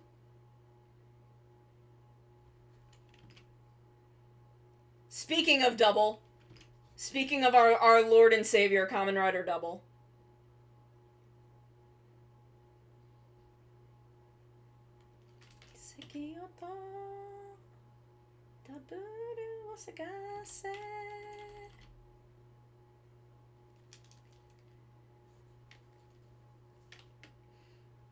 I am mad that, like, I knew that the opening wasn't going to be WBX, and the opening, the song itself, I find to be pretty forgettable. The ending song is actually great, but that's not surprising, because it's Kikawa Koji, and, also Mitsuoka? I think I got his first name wrong. It's Mitsuoka. And he's also pretty good, but Kikawa Koji is, fucking boss. I also have never learned this song.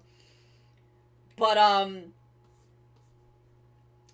like, I knew the opening wasn't going to be WBX, but then in, like, the first episode, they did a new recording of WBX for it, and I'm like, why would you do a whole new recording of it if you're not gonna use it as the opening? Why would you do a whole new version of the song that I believe has different lyrics if you're not going to, like, use it in more than one episode of this fucking show? And that, I was very happy to hear it, but I was also like, I'm like, why? Why did you do this? Why did you do this? Like, it's really good, but why is it there?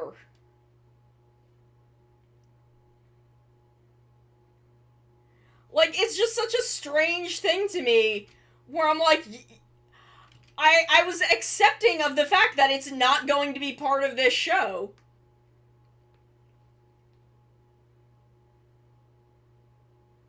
And then they're just like, oh, but we're gonna put WBX in the show anyway. And I'm like, no. Just let me pretend it doesn't exist. I would love to see Studio Trigger do a fucking Kamen Rider anime. But I would want it to be an actual Kamen Rider project, because I'm not... Aside from Gridman, I don't really like a lot of the tokusatsu-based animes. I think for a lot of the same reason I don't like most, like, tokusatsu-inspired manga, is that I always feel like the designs are bad, and they don't really understand the design ethos of Rider and Sentai. The only one that's a fucking exception is Hirokan, because Sometime is a fucking genius who they need to hire to design for an actual fucking Rider show. Or a Sentai, because she clearly knows how to make a goddamn Sentai villain. Because the villains are they're not Rider villains, they're Sentai villains. Like, Rapid Rabbit is 1,000% a Kamen Rider, but the Antinoids are 1,000% Sentai villains. It's so weird, but amazing. Yeah, like, give Trigger, like, Kikaider. Give Trigger Kikaider. They keep wanting to bring back fucking Kikaider. Give Trigger Kikaider.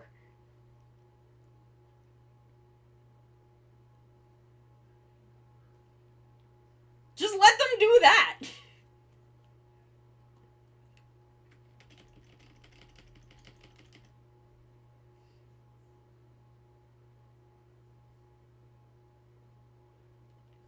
Like, they keep trying really hard. Yeah, X herself is very much a like late phase 2 into Reiwa, like mid-tier, like even though she is the big boss of the group, she feels more like Amatsu Gai or Dan Kuroto or Master Logos. She's got a lot of that vibe where her presence is very, very big and very, very strong. Which is a lot more of a mid... Where is the Rider dating sim? Where is it, cowards? I'll make it. If no one else will make it, I will.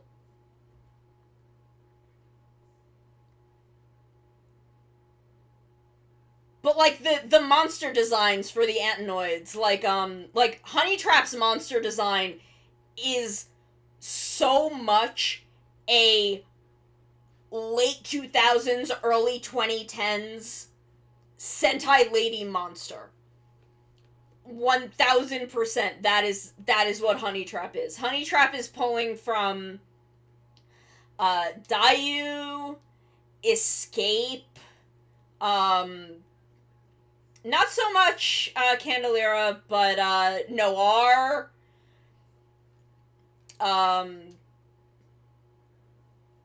like Narya and Insarn, like so much pulling from that pool.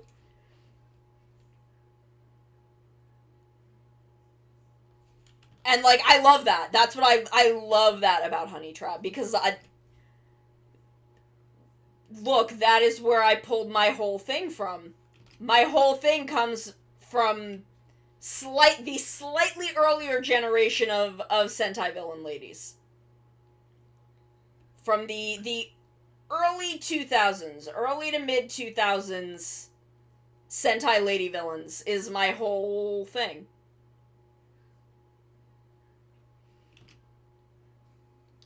It is weird to me that we have gotten more face-acted lady villains in Rider than we have in Sentai in a good long while.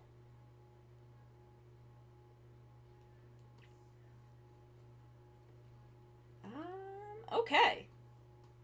Now I can start coloring her. Ba-ba-ba-da-ba-ba-da. Ba-ba-ba-da-ba-ba-da.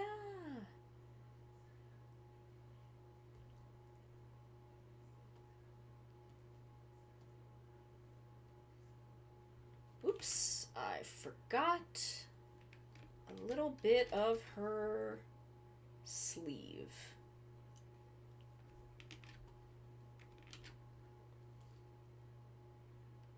Count the medals.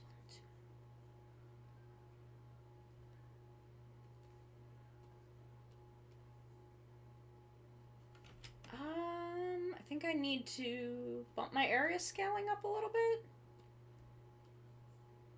That should be good.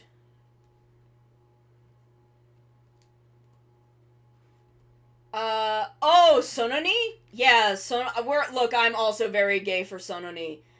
Sono-E is my favorite of them, but I want Sononi to fucking ruin my life. I'm like, ma'am, please. Ma'am. Ma'am, please. Please, ma'am. Hey, Captain. Yeah, no, Sononi, very good. Sononi, very good. I like Sonoi. All three of them are genuinely, like, really good. I did not expect, Sonoza to become a plot point for Haruka. And I kind of dig that. I kind of really like that she now has this ambition of, like, I have potentially reached the heart of this being who does not know how to have a heart, and I want to use my art to make him feel things. Not necessarily a romantic arc, which is a lot of why I like it, because it is not a romantic arc. She's just like, my art made this guy who does not know how to feel, it made him feel. And I want to reach him that way. And I love that. I think that's really cool. I think it's really cool to give her that arc without making it romantic. I love the fact that it is not a romantic arc. I will fucking beat the shit out of everyone if the arc between Sononi and Tsubasa ends up being a romantic arc. I will destroy everyone on the face of the earth.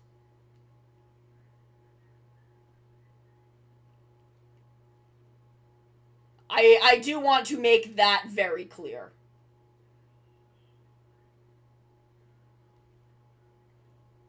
Is this the skin tone I used for her? I genuinely cannot find my fucking art of this character.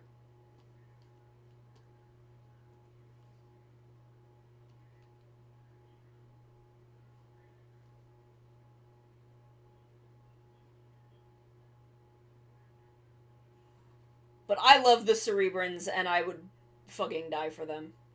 All three of them.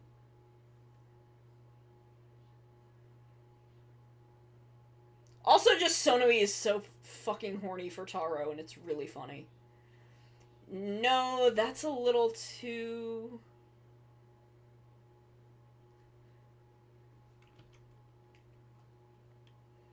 That's too dark, because she's supposed to be really pale. But kind of green. Because she's a snake. No, I do not want them to have any romantic thing at all. I will fucking shit. I do not want it to be even the slightest bit a romantic thing.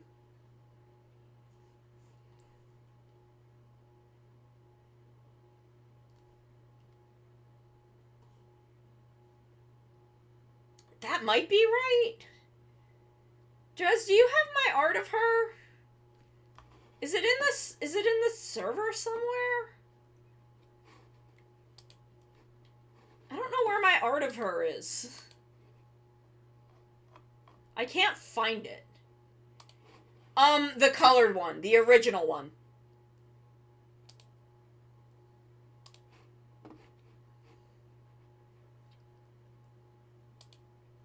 Because I don't remember, like, what exactly her skin tone is.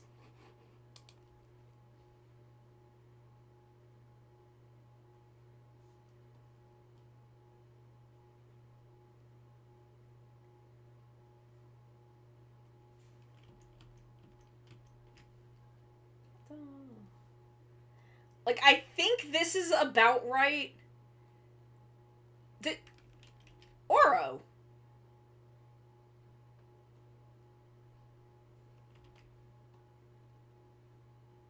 Oro.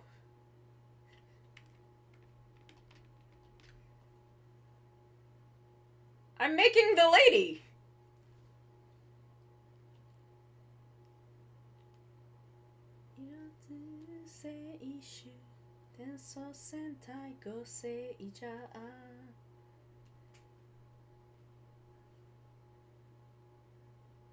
Oops.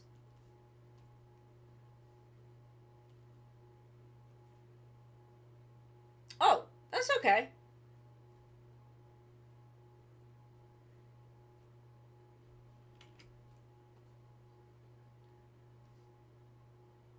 also don't... I think this was gold, but I'm not sure. Ishoni go seikad.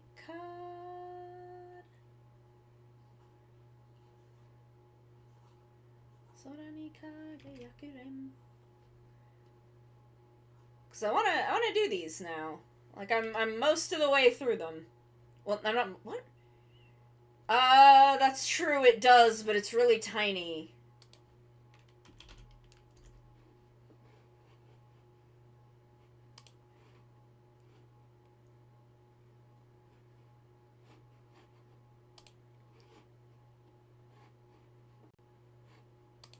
I'm also not used to Oro having feet, to be perfectly honest. Display in virtual tabletop. Okay, this is good enough.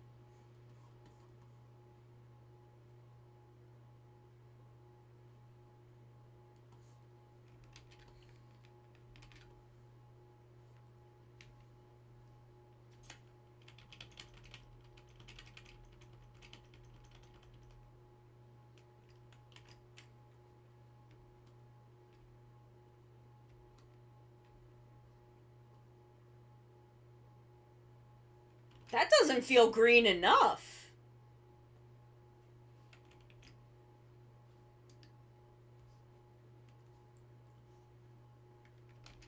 I was also wrong. Her thing is silver. That doesn't feel green enough.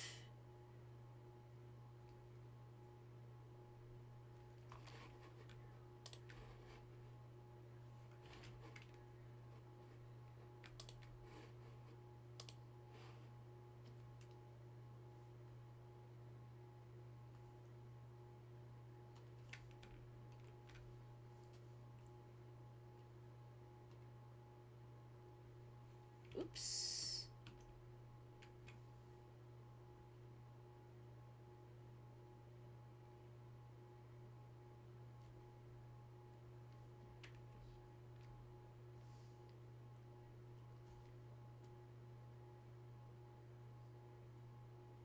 Like, her skin is supposed to be darker than her hair. Oops. There we go. Okay. That feels better. That feels more correct.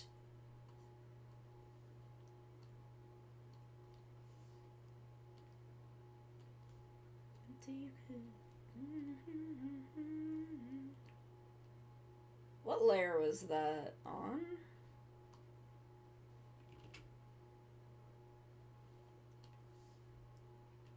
You know you want to step up.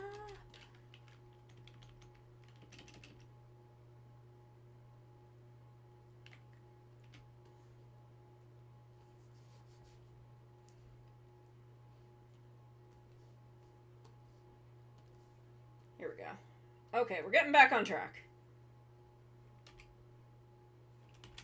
Because I did fuck up a lot.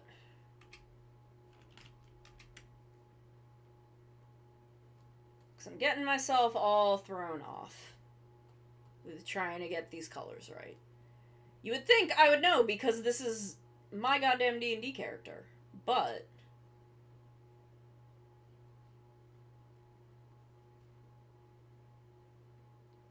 here it is. Here's the lads.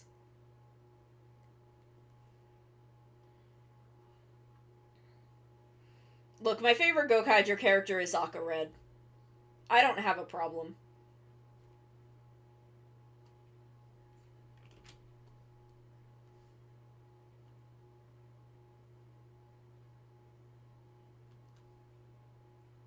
Yamitai koto o yatte yare.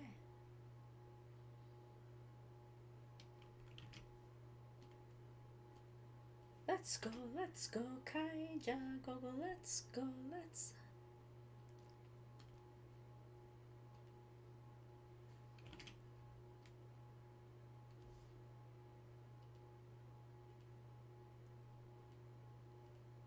There we go.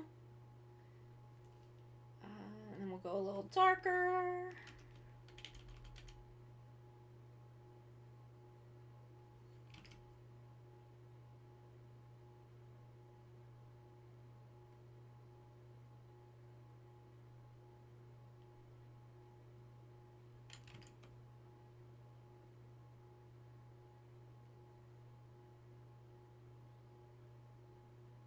There we go. And then her eyes.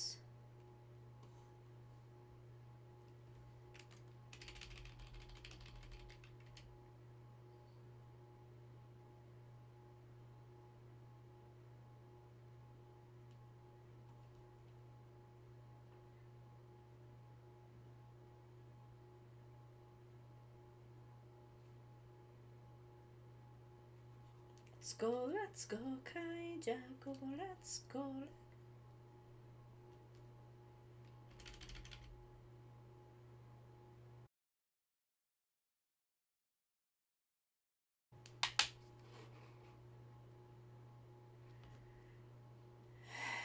Okay, that's fine.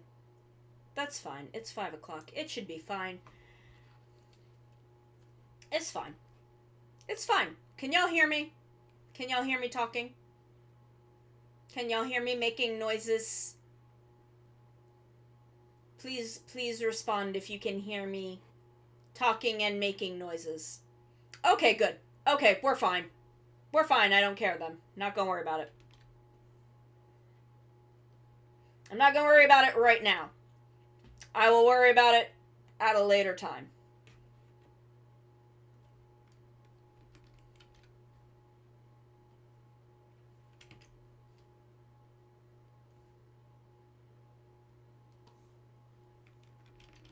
Okay, there's my girl. Which layer is the thing on?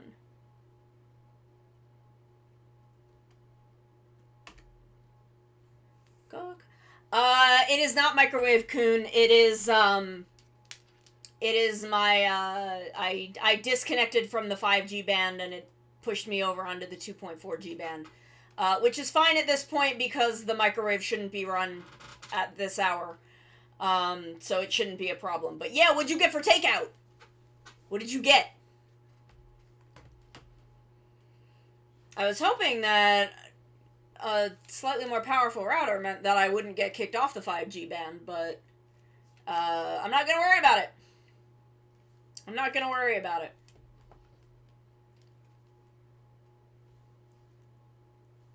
Okay, so let me make a folder. Aura. What did you get for takeout?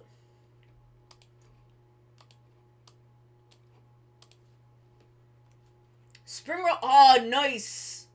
That sounds so good. Yuck. Let's go, pirates. Okay, so this is my little base.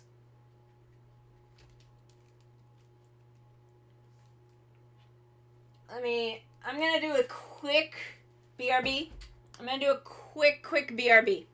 Cause I need a little idle break, as we call it in the industry.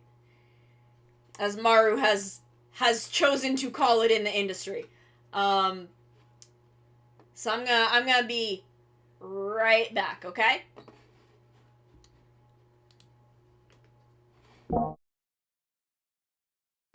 So if you then come this way, over the bridge, this will bring you down to the beach and the graveyard, where I bury my enemies. Excuse me, sir. Just because I wear jorts does not make me a monster. The scorpion tail makes me a monster. I didn't put a tea bag in this tea. Y'all, I've been drinking sugar water for the past 3 hours.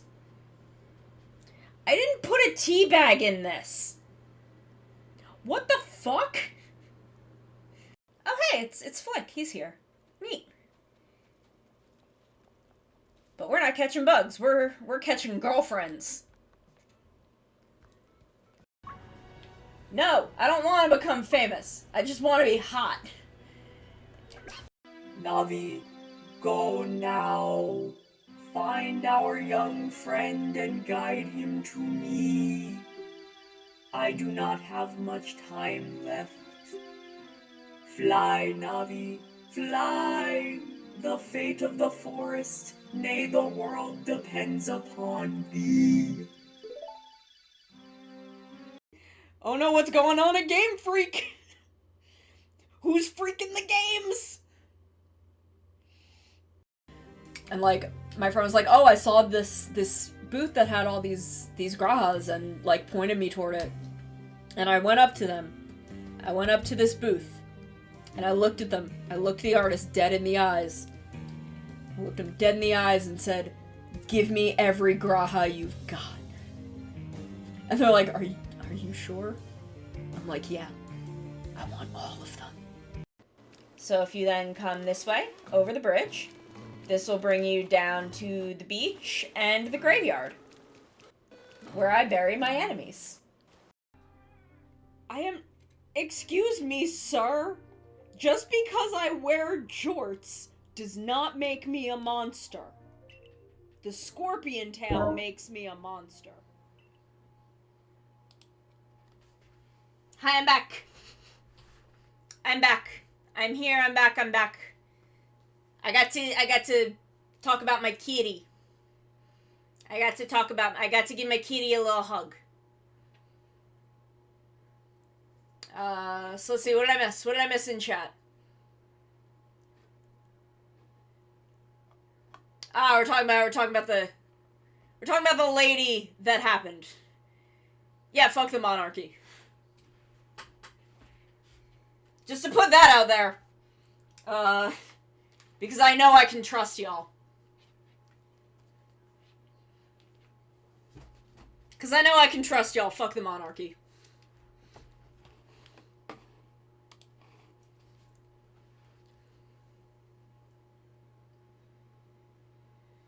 Okay, who do I want to do next? I want to get them all drawn and flatted, and then I'll worry about shading them. See, that's okay. You don't have to have an opinion because you're an idol. I'm not an idol. I can have all the opinions I want. And my opinion is fuck the monarchy. And that's just my opinion. If they're... Look. If they're here, and they want to start shit, that would mean they're starting shit in my chat. And that means I get to do whatever I want in response. So if they want to start shit, they should either leave or try talking shit and then get hit.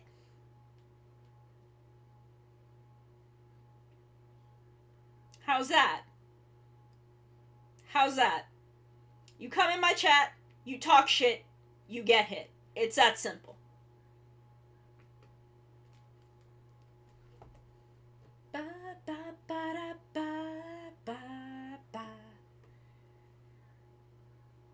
It's that fucking simple. You don't gotta be scared, because I said fuck the monarchy, and it's my chat, and if anyone's gonna have a problem with that, it's gonna be with me. And then they talk shit, and then they get hit.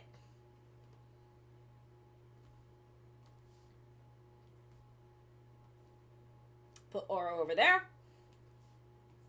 Grab this. Who am I gonna do next? Do the cats? What do you mean do the cats? Oh, well, which one of the cats? There's two of them. Yeah! Sube, this is maybe the only thing we're gonna see eye to eye on. Fuck the queen.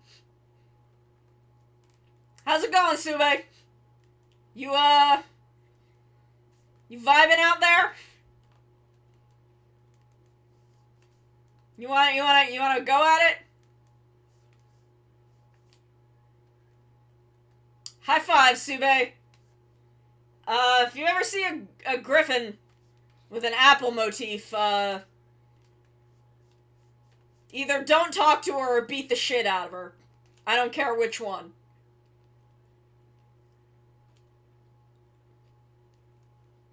Okay, Tori. Tori's next.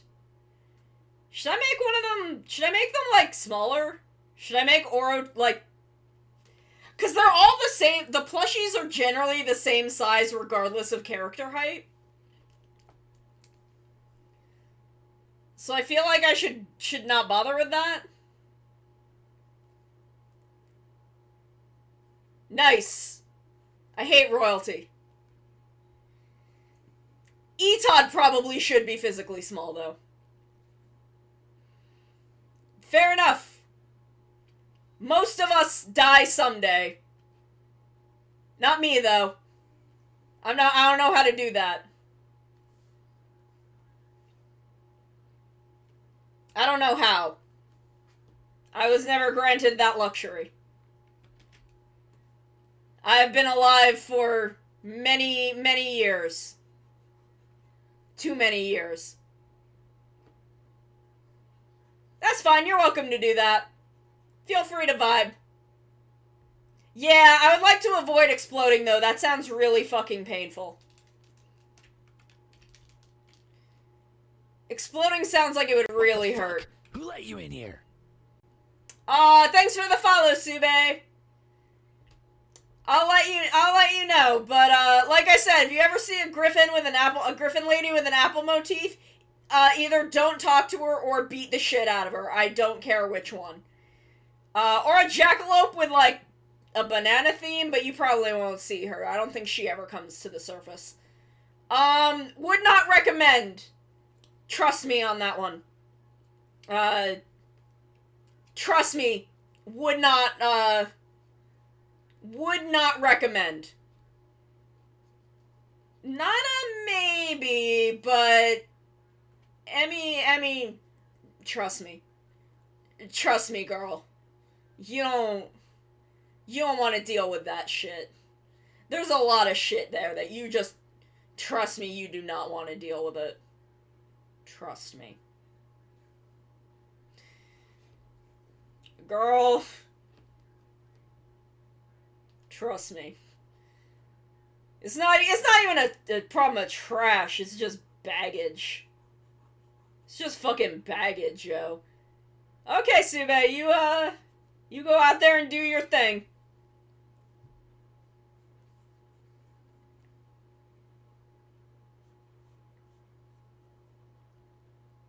You get out there and do your thing, Sube.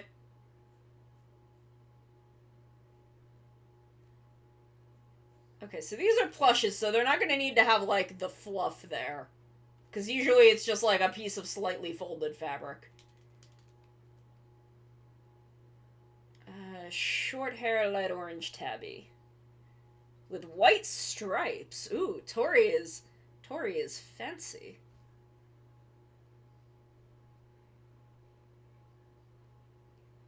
Sui unbreakable. Okay, so actually now I need to look up Amu because I want to know how they do... I have Amu in the other room. So, like, I can't just, like, physically look at her.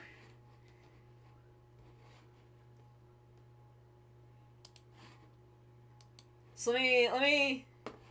Because okay, so they make her ears, like, really tiny. They make her ears, like, really tiny. I don't know if I want to make the ears that small. Let's turn that one off.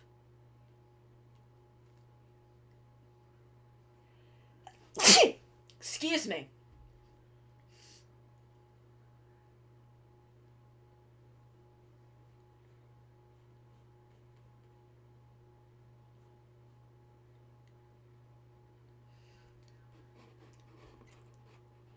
Let me look at Amu.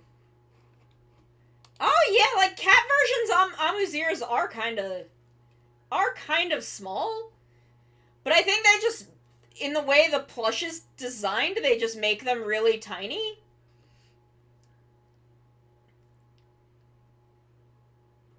But I don't know, maybe this is kind of better. Symmetrical ruler.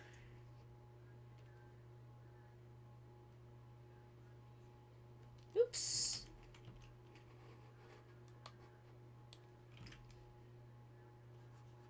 There we go.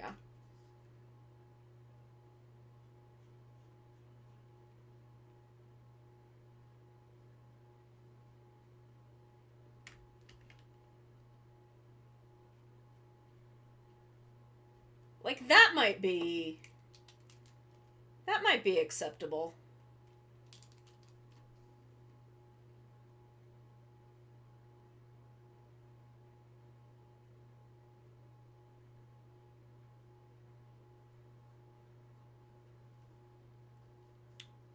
Kono Katsui Unbreakable.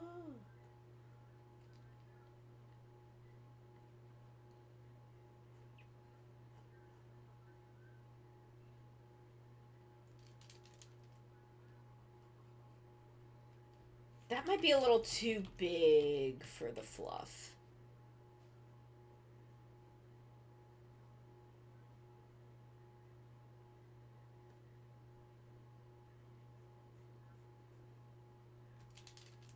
But, like, this might be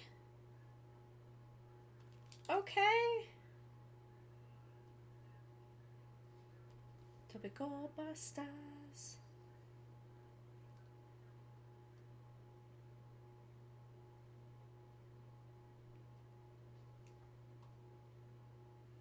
Like, the Zoologer plush heads are actually a little more round because they don't have to worry about hair.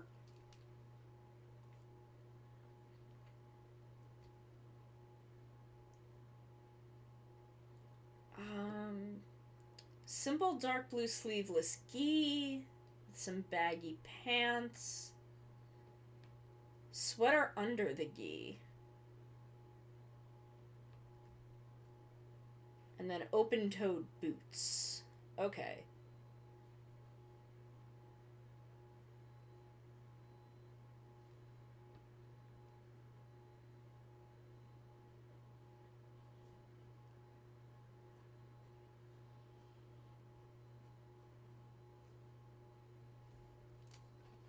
Okay, I think I can now delete that symmetrical ruler.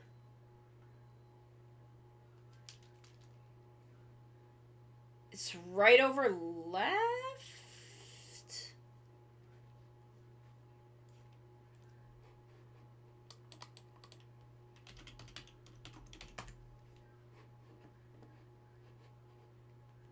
Yes. Right side over left side, okay. Or at least from facing, so, like, to put on, you would do left over right, but facing, it is right over left.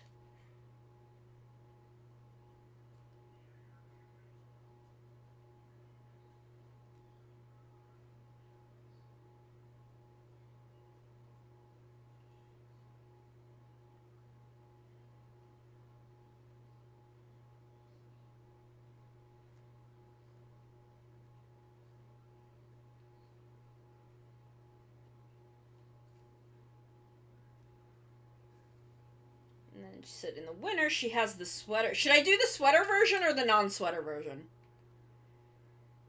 Because apparently normally she has no sweater, but for the winter stuff she put a sweater on.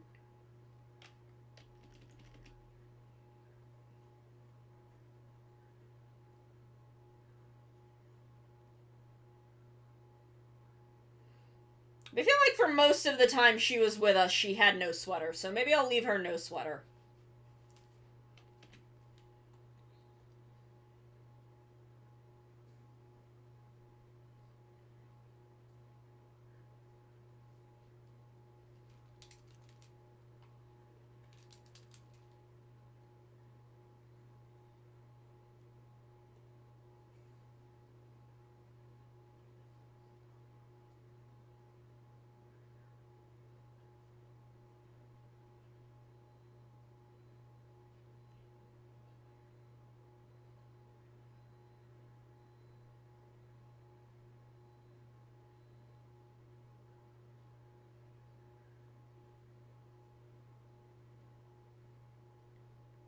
We'll give her the little kitty face.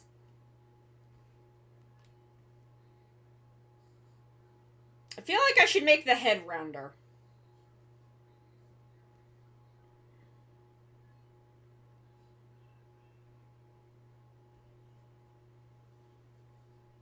So what we're gonna do is we're gonna mesh transform. Mesh transformation.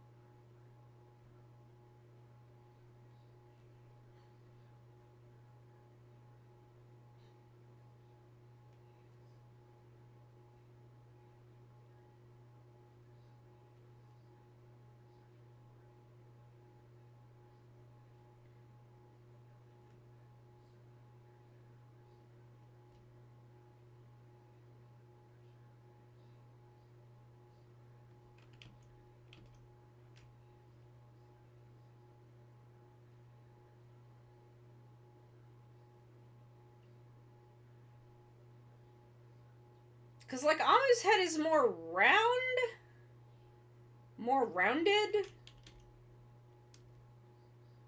Where, like, the human ones have this kind of more oblong head because they have to, like, fit the whole face and hair on there.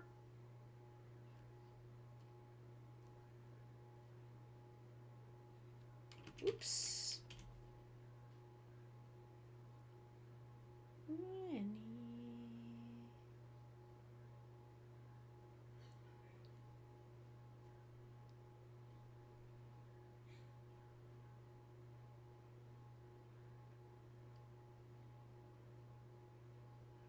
Damn, Amu was underrated. Amu was underrated as a character in Zyuohger. Both by the fandom and the narrative. I feel like there was a lot of stuff they hinted at with her that just never quite came to fruition.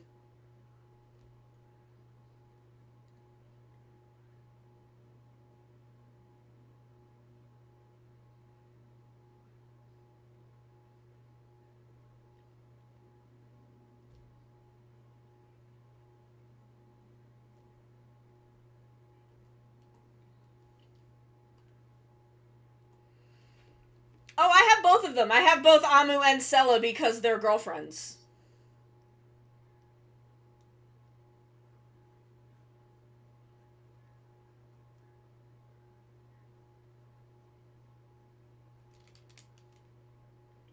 But I feel like Amu got a little overshadowed by Sella.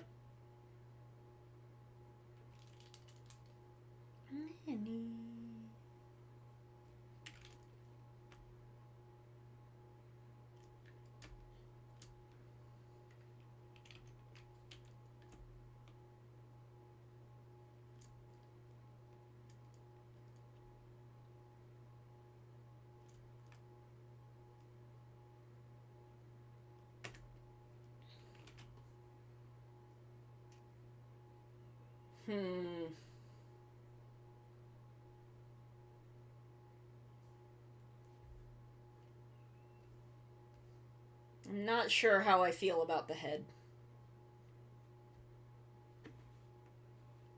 Yeah, it was...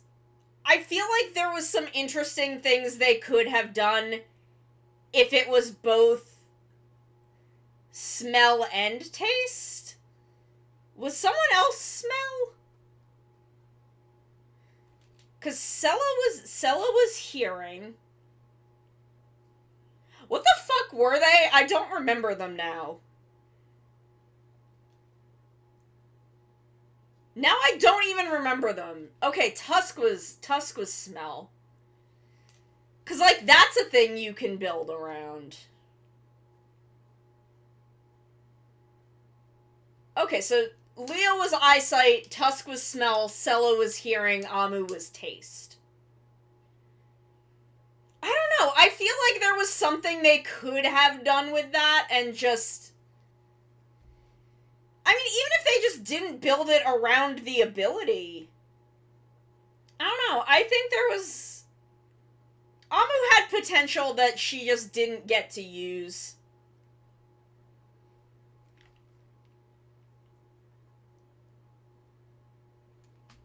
Okay, Leo was Scream. Leo was Scream. Okay.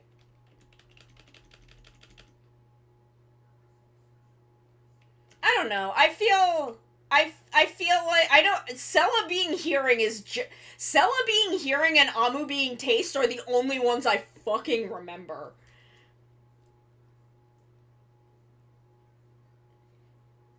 I think it made for a cute character trait for Amu that she just like liked food because her thing was taste, but I feel like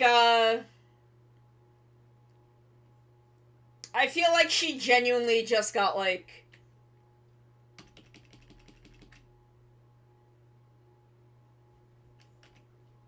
they just didn't really know what to do with her. And you know, it was Komura's first show. She was trying to figure stuff out, and I think she wanted to do a lot of more weird shit, and they just wouldn't let her. Because it seems like in all of her shows, Komura Junko wants to do shit on the level that Inoue is doing shit in Dawn Brothers, and they just will not let her go fucking buck wild with it.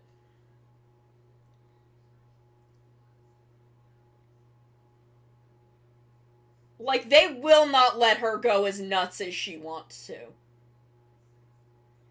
And I feel like that's pretty much what happened with Zyuohger. I am not really sold on the shape of the head here.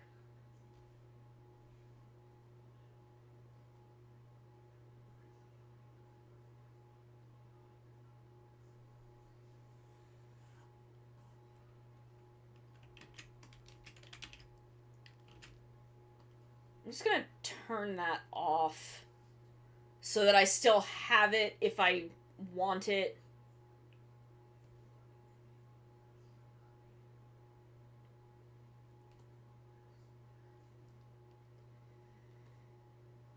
Like, I don't know, can I get a good forward facing of the Amu plush just to like get a good sense of how that head is shaped?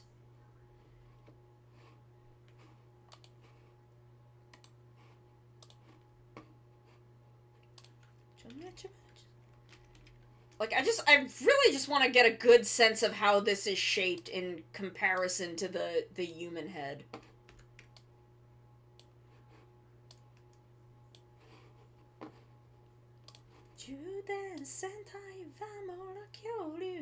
Because it's very different. But, like, is it roughly the same size and just, like, wider?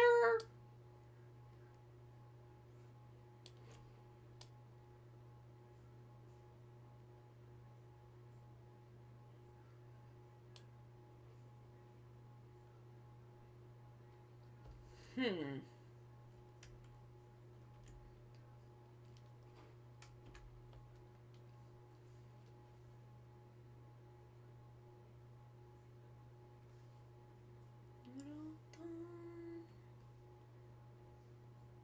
Like...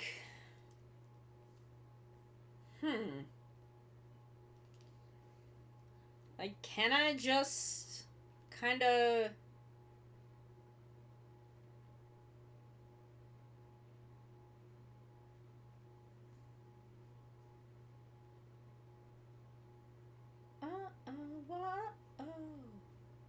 Gun gun gabu gabu.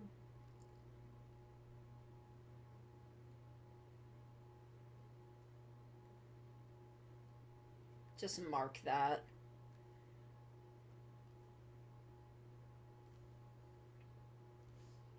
Utane mucho, ishoni samba. Mina atsumare kyoryu ja.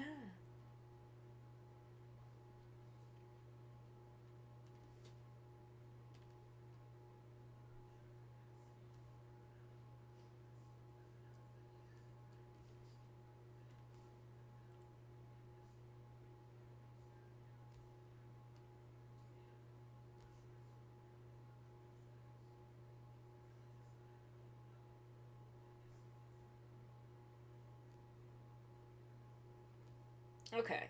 Okay, so here we go. We have kind of roughly the shape, and then we can, from here, we can kind of add a little fur and have it just kind of be the same color.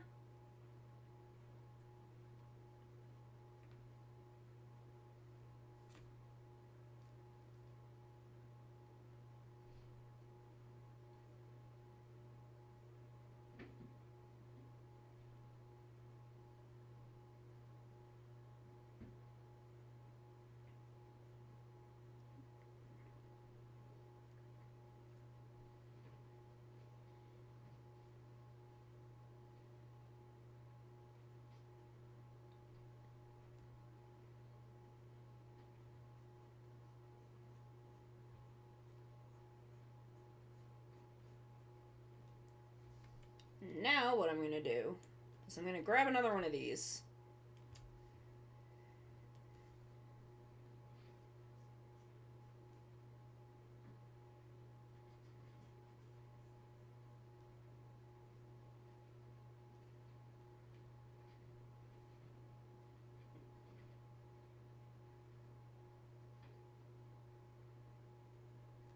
And just...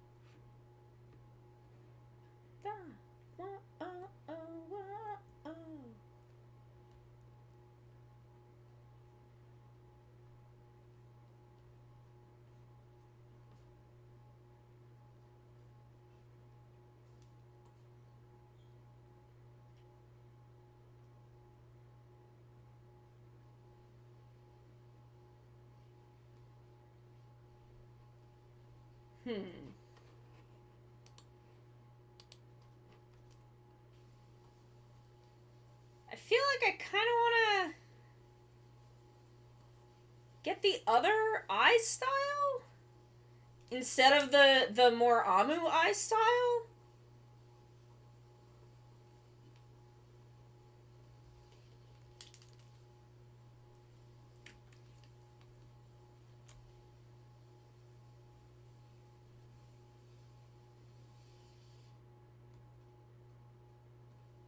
Have all these layers. There we go. Okay.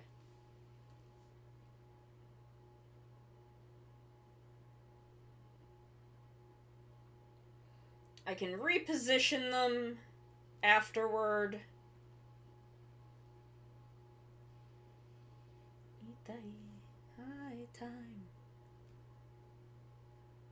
I just want to get them on the canvas.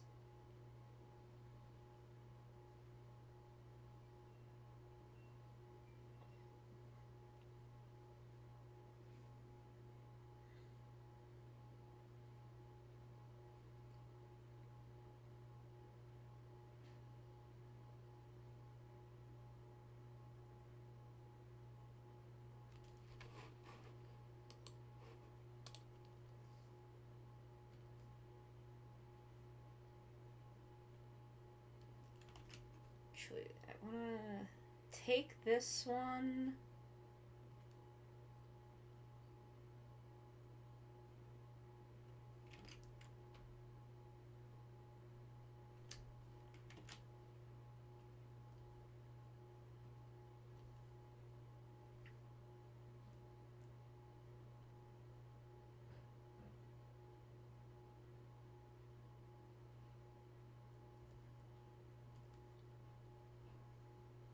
Get this one a little closer.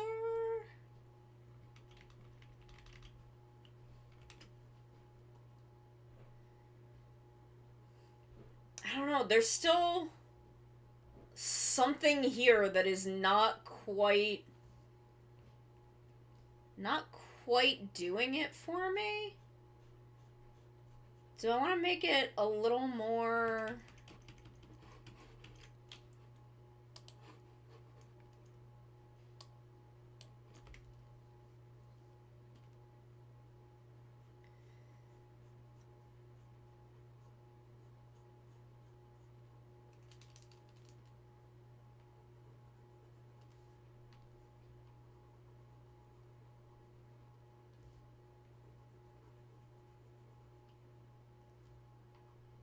I think this might be it, and then adjust this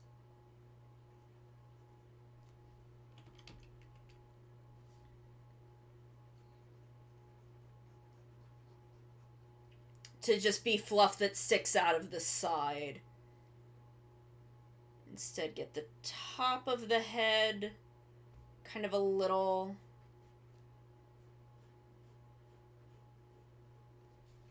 not in that close, but...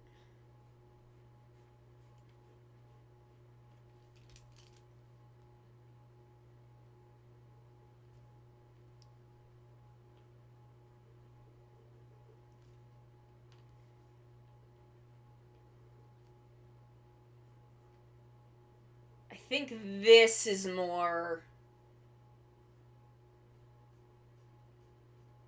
kind of more where I want the head shape to be. Doki doki ke yunore shani no te kashikame ni iko.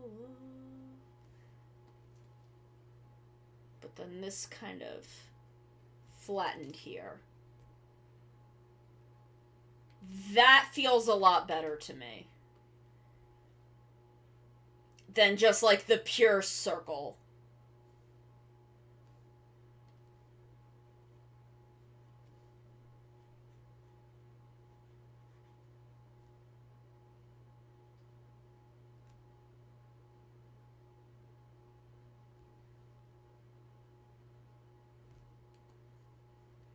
I love how Itan is...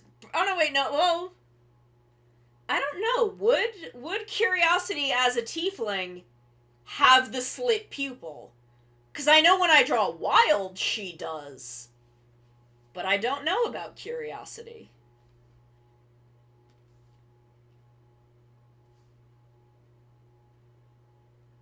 Because either way, Etod is the only one without a slit pupil, which I think is hilarious. Should I move these, like, lower?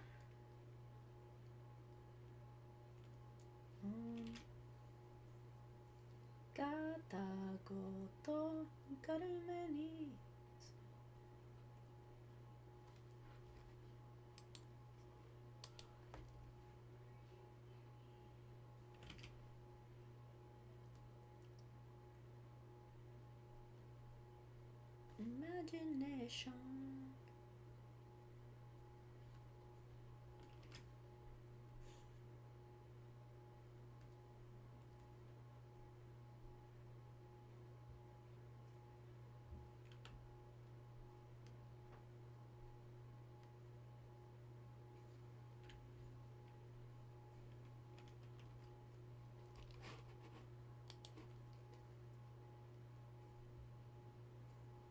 Get this eye.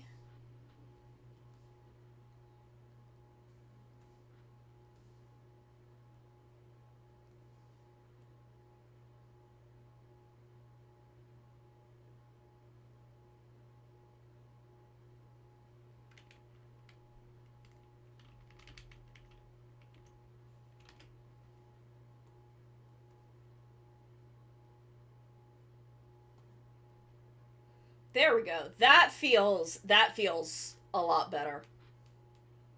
That feels a lot better.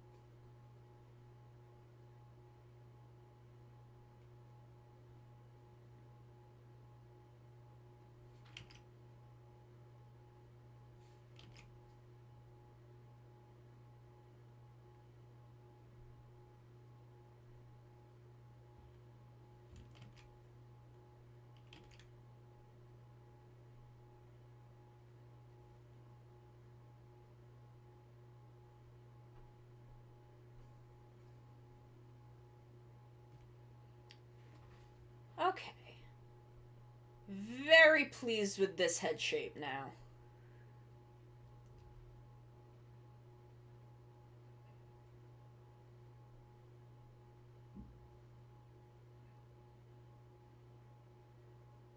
Shupasinka Kaze wo kite Byun byun Kimi o hakobu. I love this. This is such a good ending. Lino Express Jun Jun Kimi o hakobu. That's a little too heavy.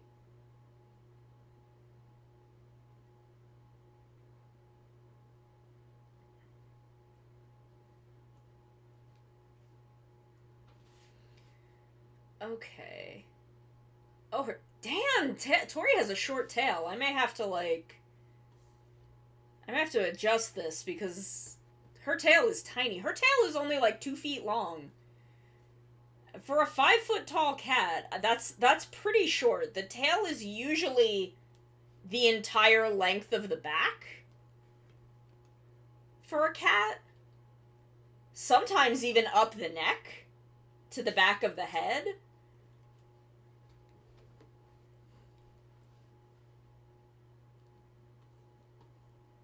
So she has a short little tail.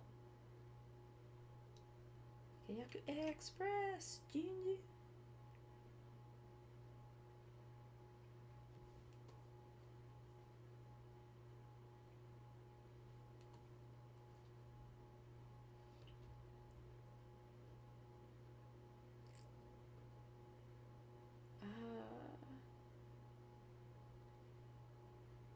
Let's see.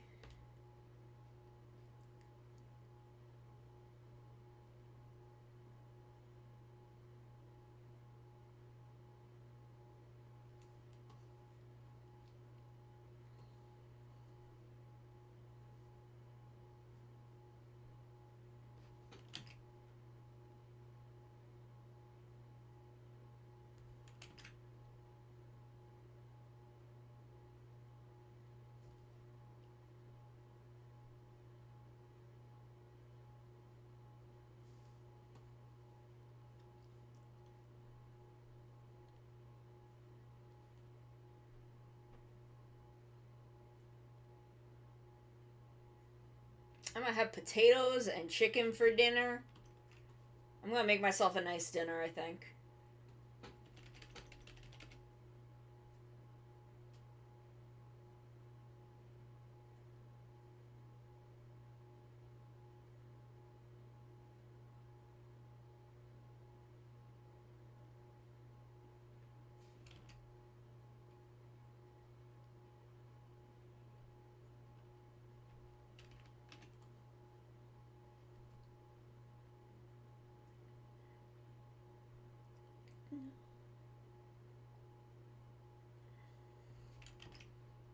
Alright.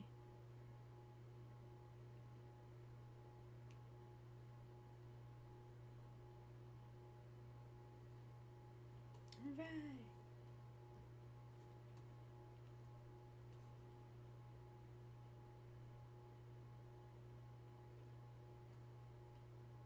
Mita ga akureru no wa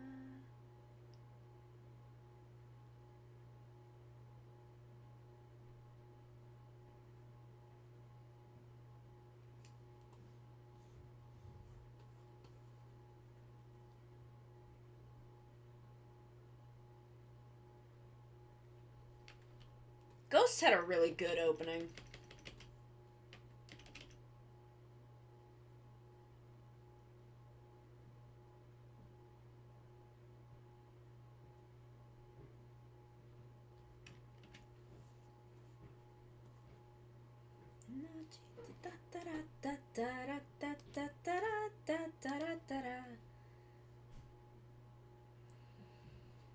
Okay, so she has like an open-toed shoe. So let me...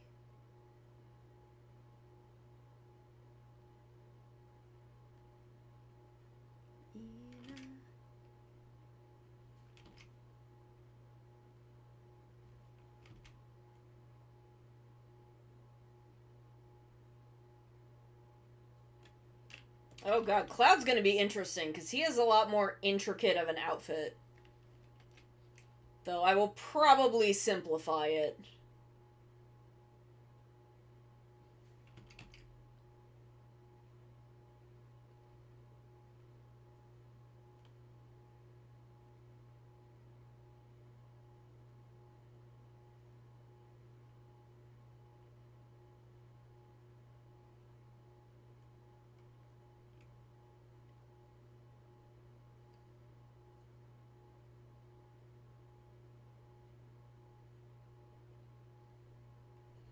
But I gotta give her little beans.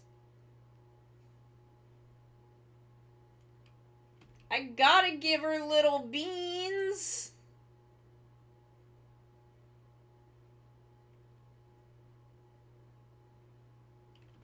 I gotta. She's a little kitty.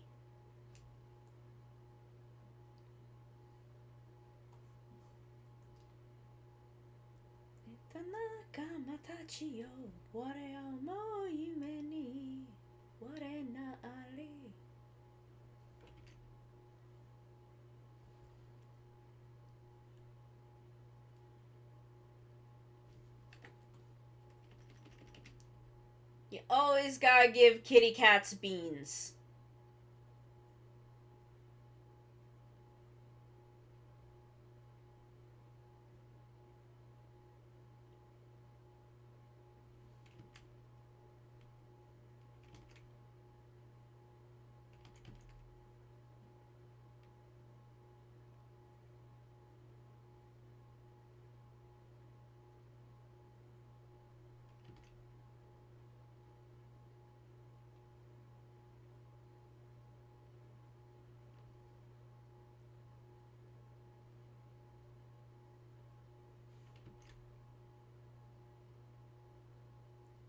Little toe beans.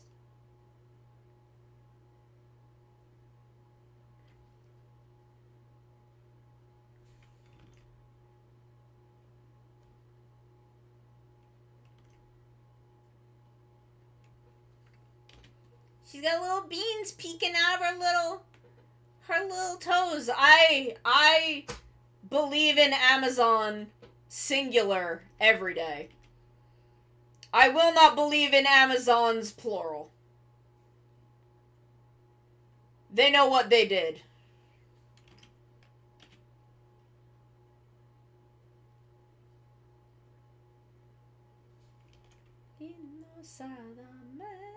Oh yeah.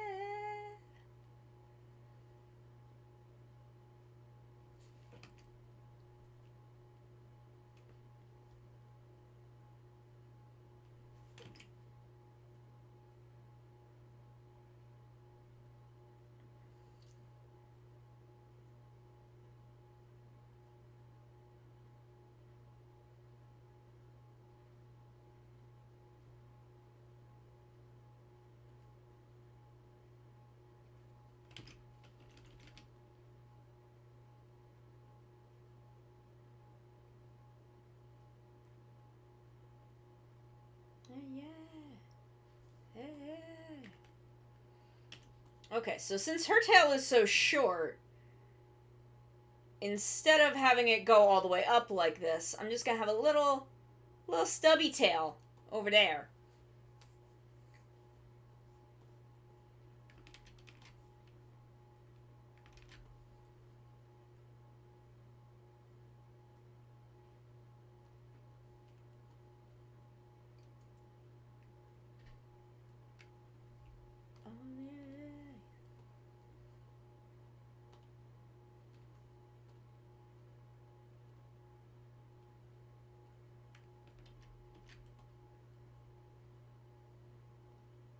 God, I would love if they gave him a suit that was as giant and buff as the Grandpa Ichigo suit.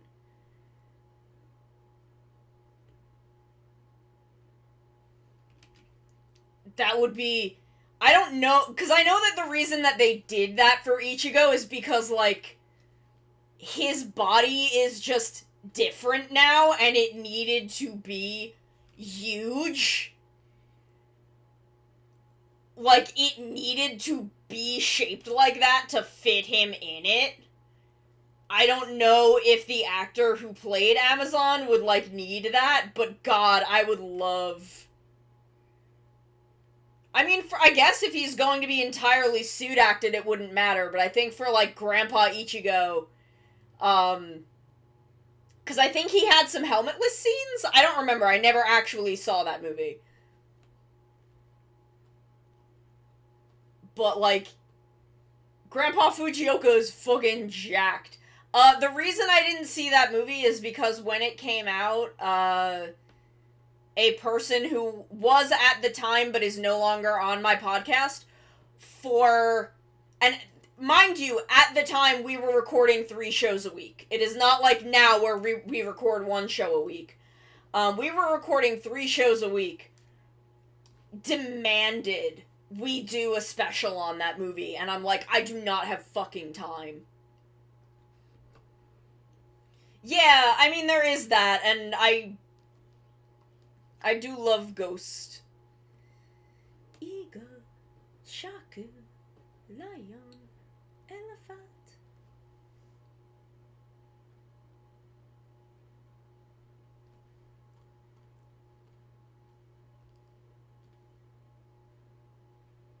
I'm so fond of Zyuohger. Kind of in spite of myself. Did I ever end up watching the Revice Saber movie? No, I did not. There's just so much content. I wish they would stop making so many damn movies so I could keep up with them.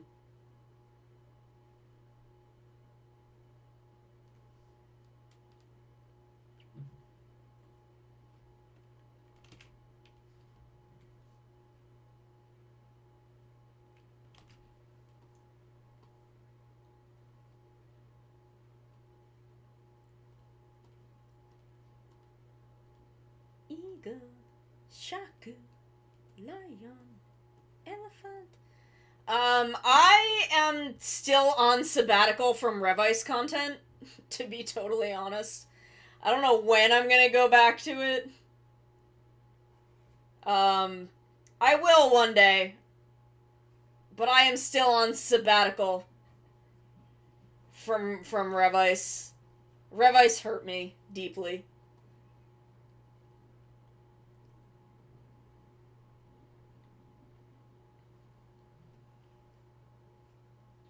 Revice wounded me.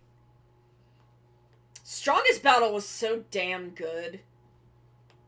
How dare Strongest Battle be as good as it was?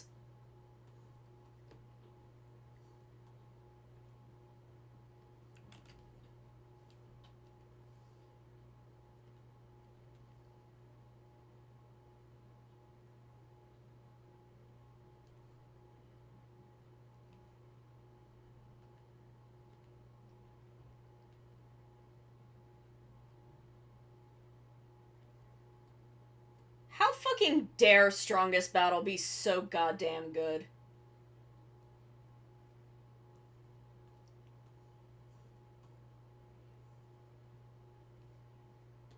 Who gave it permission?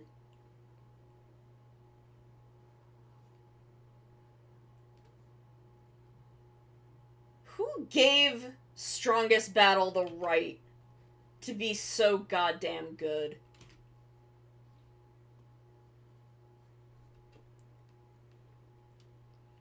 I know, I want them every, like, 6 or 7 years, I want them to do another Strongest Battle. Kagura vs. Doggy was high fucking art.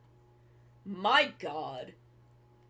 Like, holy shit.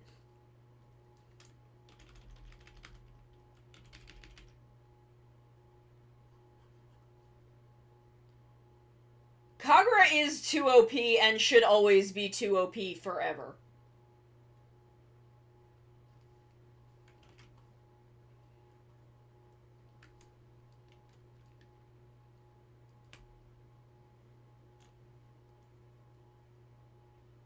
Sosuke and Eiji being Veggie Bros was pretty fucking funny. I will admit. Like, more than I expected it to be.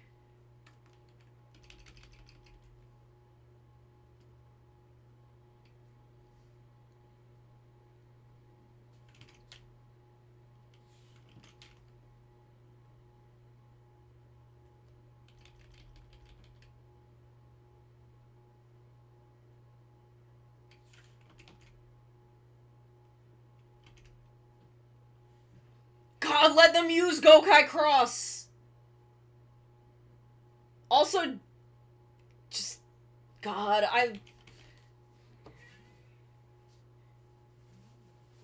Yeah, let Guy do it.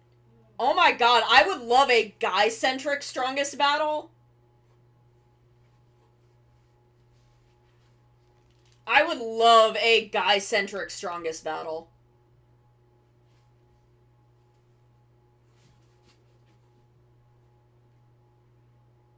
Like, I feel like he would just have so much fun with it.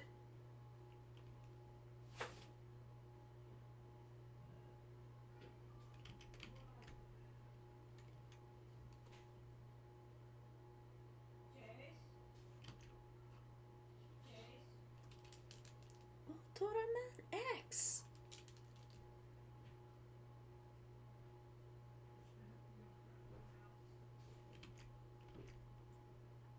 That would actually be really cool. I would love to see a special focused on sixths.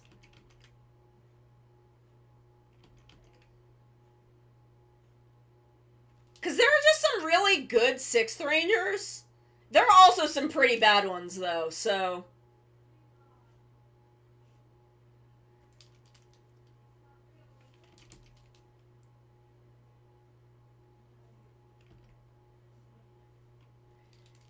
we would have to be careful.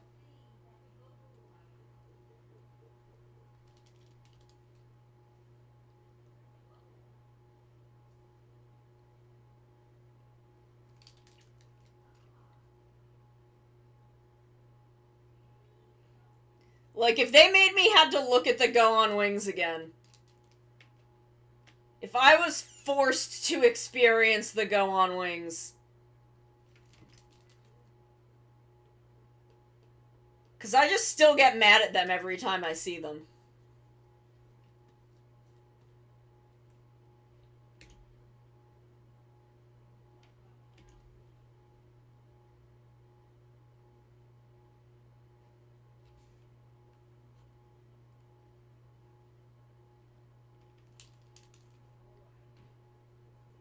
I just still get angry every time I have to see the Go on Wings.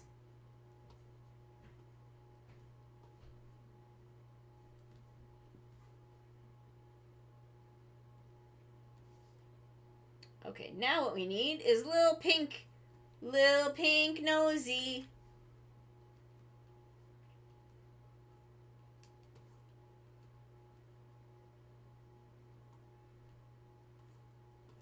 And beans. I don't want to know. God, Takahashi Yuya is good at his job. God damn, Takahashi Yuya is good at what he does. I want Maji-Shine to kick the shit out of Beatbuster. Is what I want.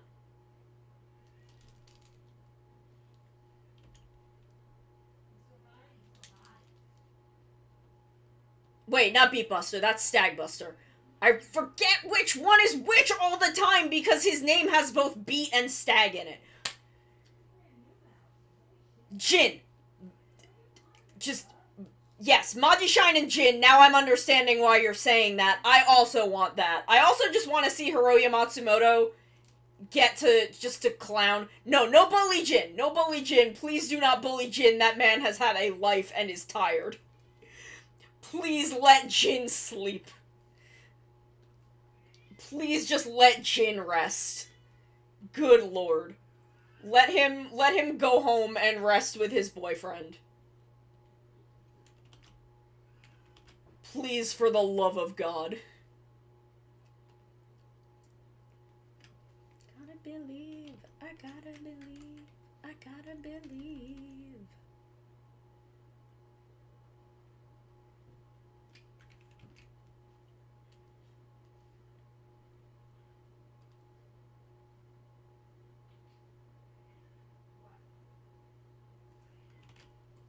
right now.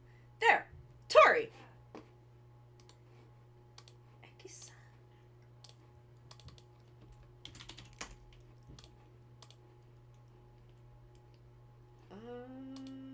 Not 7. So I think the rest of these.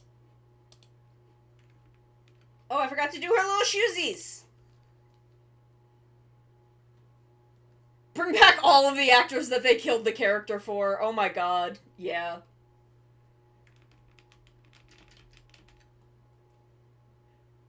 No, but that would mean I'd have to deal with Abare Killer. That means I would 1000% absolutely have to deal with Abare Killer. And I do not want that. I hate that man. It's Tori!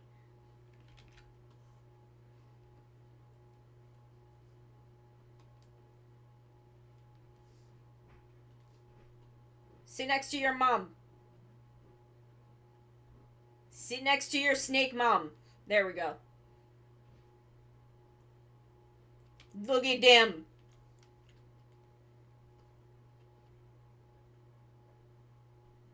Wow.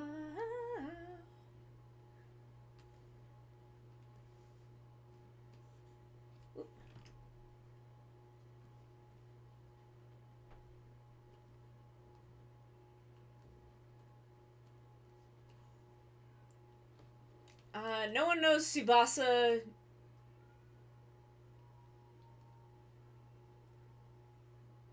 Yeah. That's true. No, wait. Hold on.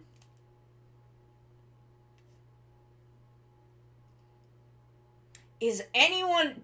No, they would have all been alive.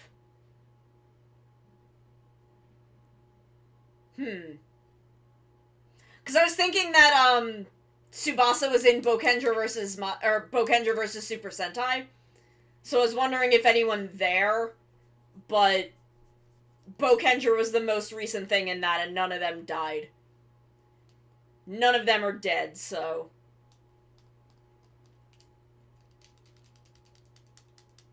Huh. Yeah, I don't know. And also I would have to deal with Abare Killer, and I do not fucking want to.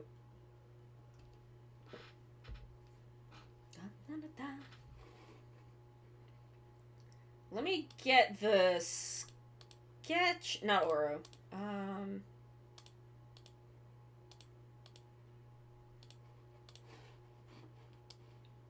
Okay, there we go. That's the cat head sketch. So we'll just pull that out because I'm going to need it for our other tabaxi, because we have 2 of them.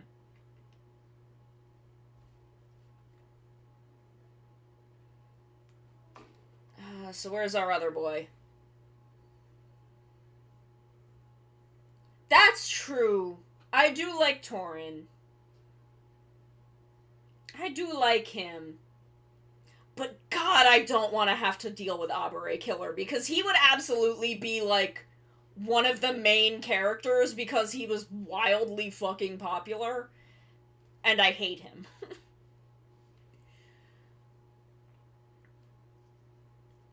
Oh, wow! I always pictured Cloud as a tuxedo cat. Did you know... Drez, did you know Cloud isn't, like, a black and white tuxedo cat? Why did I always think he was like a black and white tuxedo cat?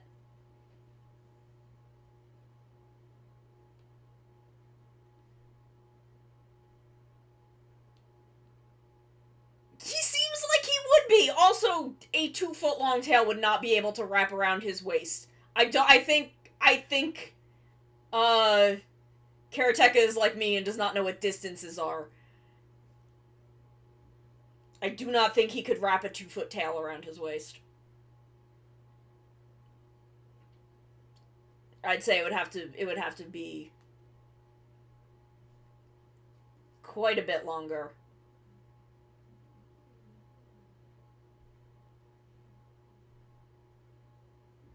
I'm gonna give him a longer tail. It makes sense for Tori's to be shorter.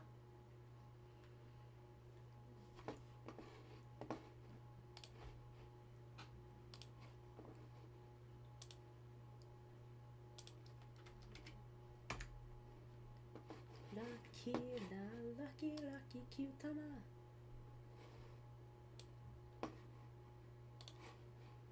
Like, that doesn't make sense. That's a 20... That's such a tiny waist.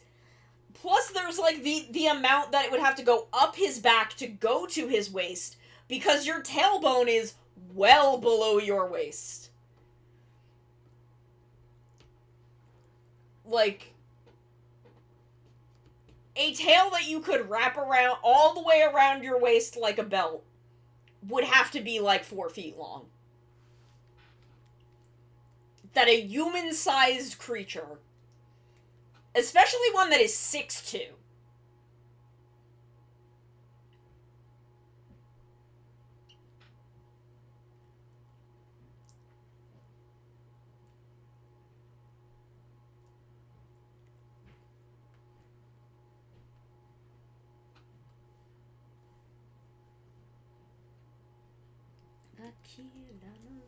lucky, cutama.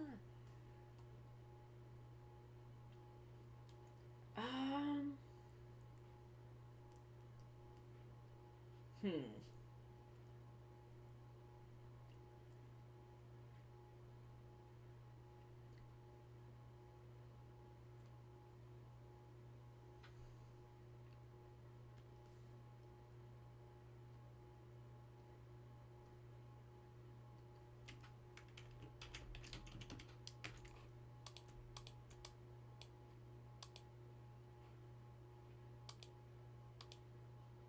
I don't know what that layer is.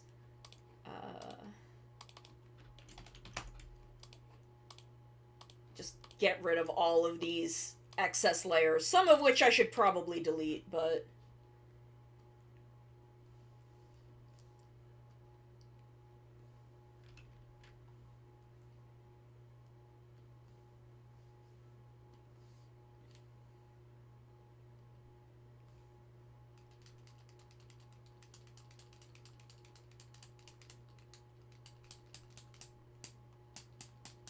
Okay, so he's got a big ol' hat on.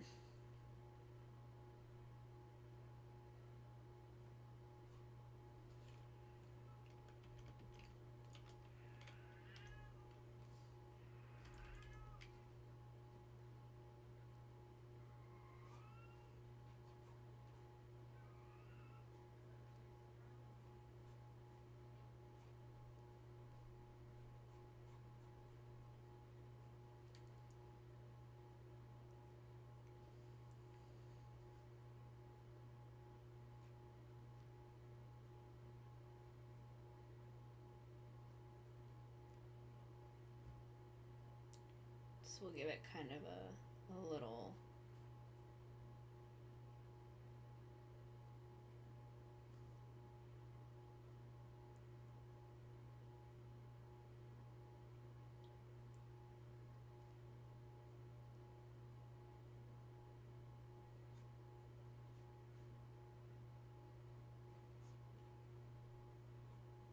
That's very Bard.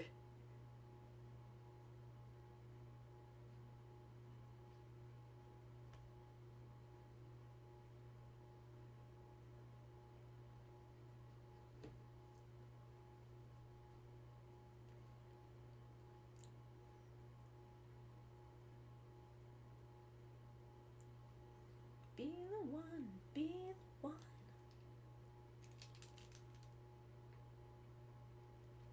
Actually, let me erase these ears, because I do think I need to actually pull the hat a little further down onto his head.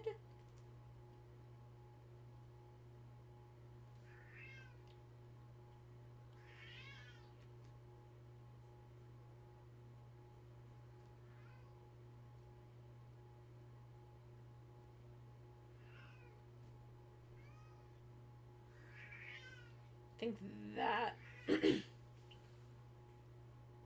Be the light.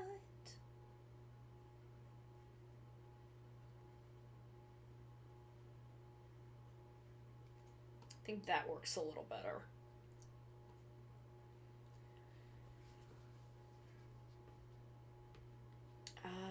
So he's got like a long red cloak.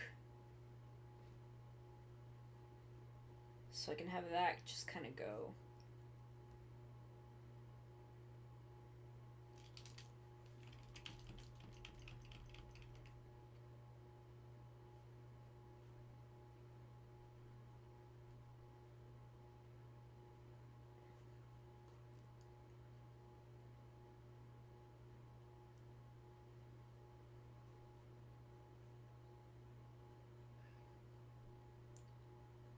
Cloud is getting a much longer tail. Tori, it makes sense to me for her to have like a really short tail, but Cloud is getting a longer tail. If he says can wrap around his waist by a belt, I'm going more for the looks than the physical measurement he has handed me.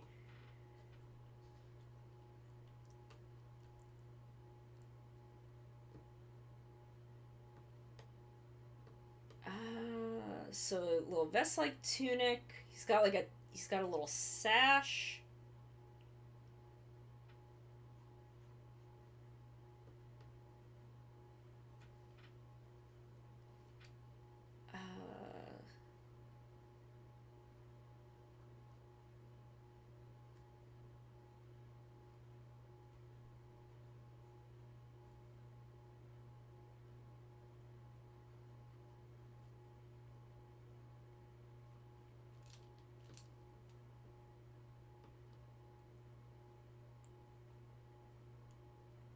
So we'll give him sleeves. He's out on the seas. You gotta protect your arms from the salt.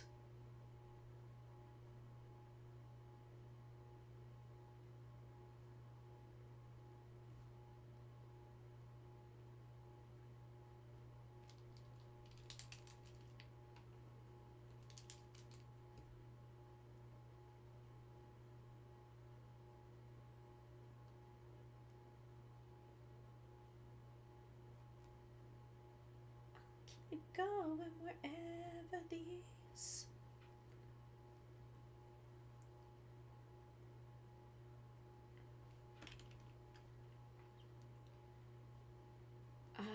Magenta footwear with the toes and heels exposed. All the cats got their beans out! The cats all have their beans out. I love it.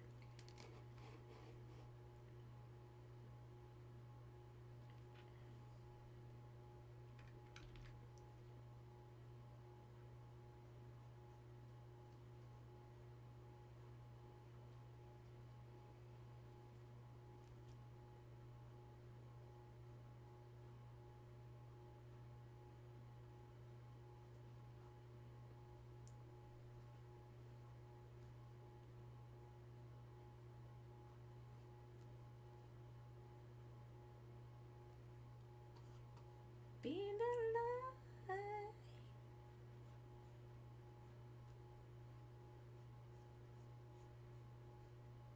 Making little plushies of my D&D party. And then maybe I'll make them of other people.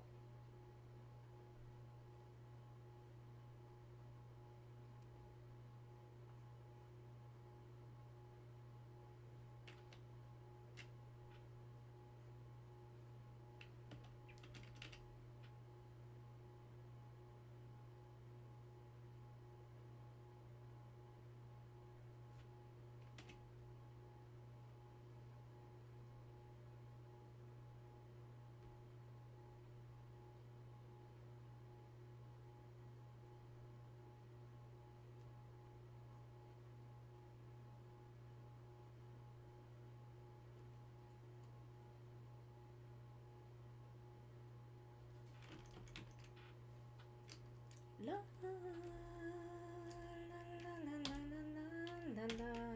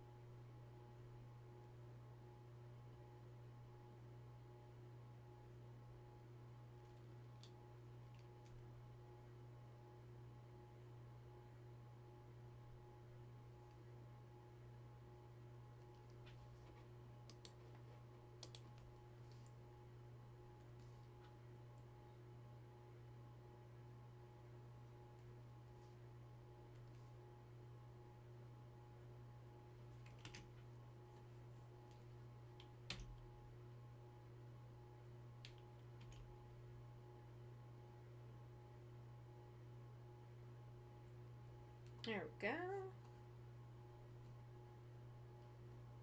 It's Cloud! I'm not gonna put the loot on his back. This is a plush doll. You gotta make concessions.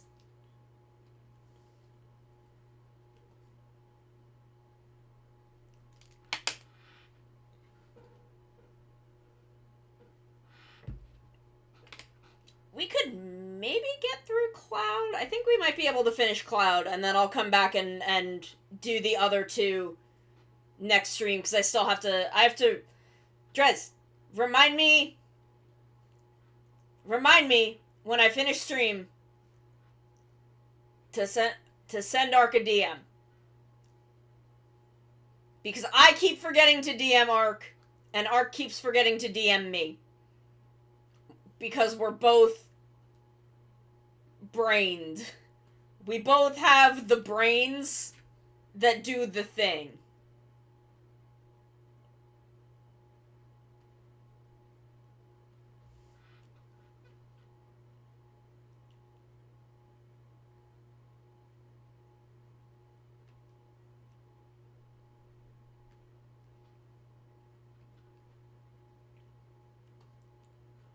Ah! Oh my god, thank you. I'm doing it right now. Art-related commissions.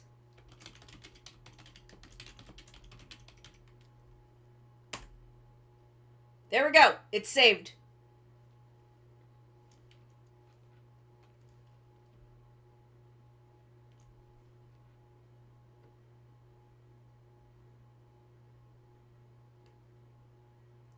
There it is.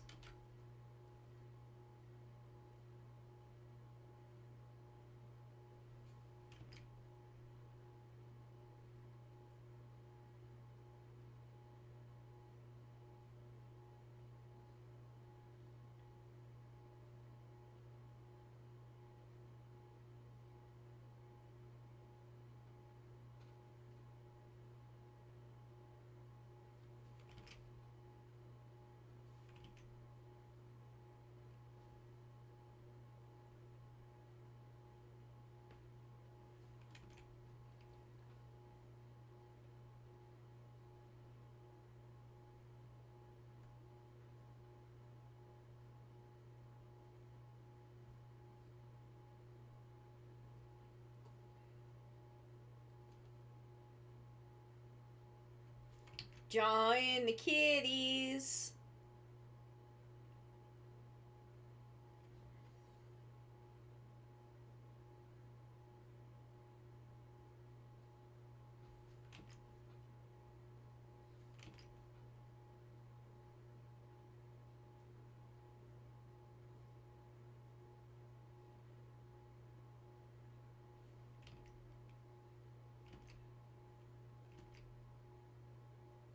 There we go.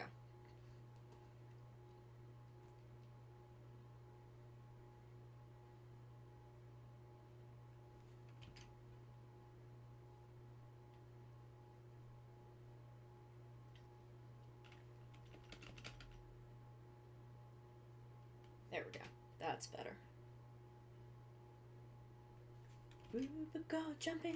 This is the best Ultraman opening. That's my opinions on all the best openings. You've got my opinions on all of the best Rider and Sentai openings today.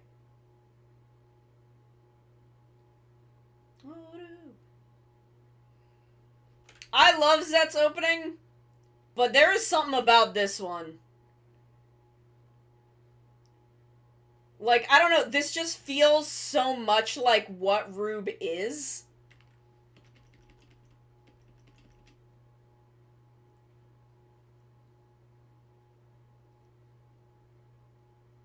Like, this just feels so right for that show.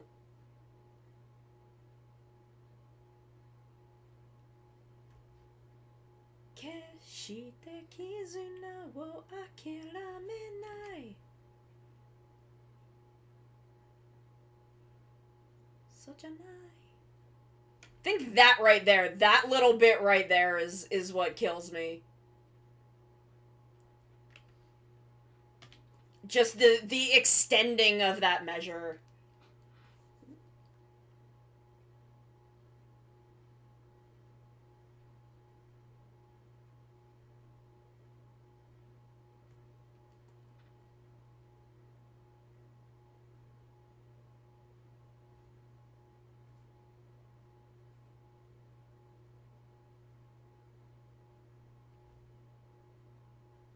I don't know, Rube's opening just does it for me.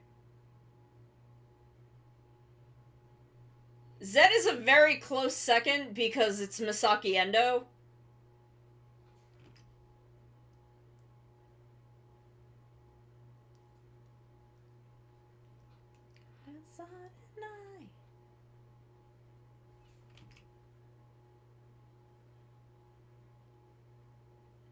But I don't know, there's just something about this one.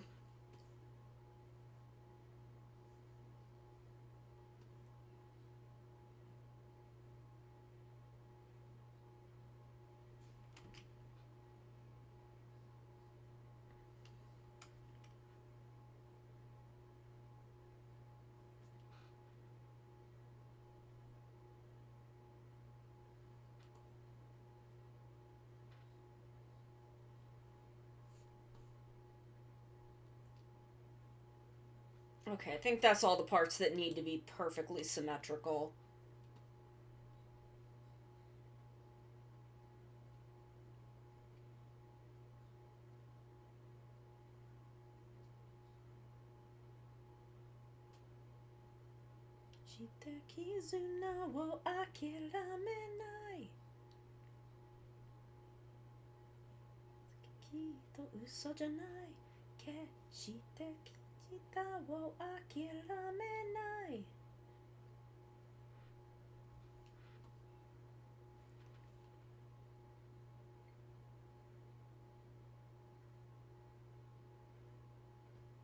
I love this song.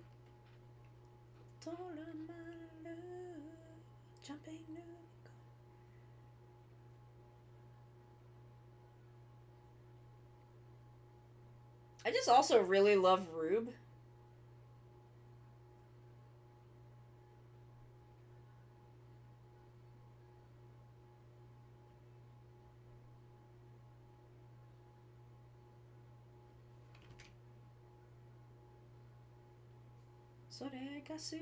Speaking of strongest battle, I of course include the strongest battle theme in this playlist because it fucking rocks.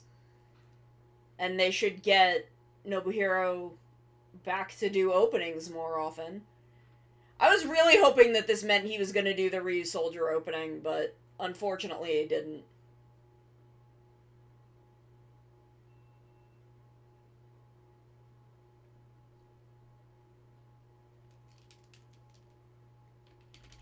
Yes.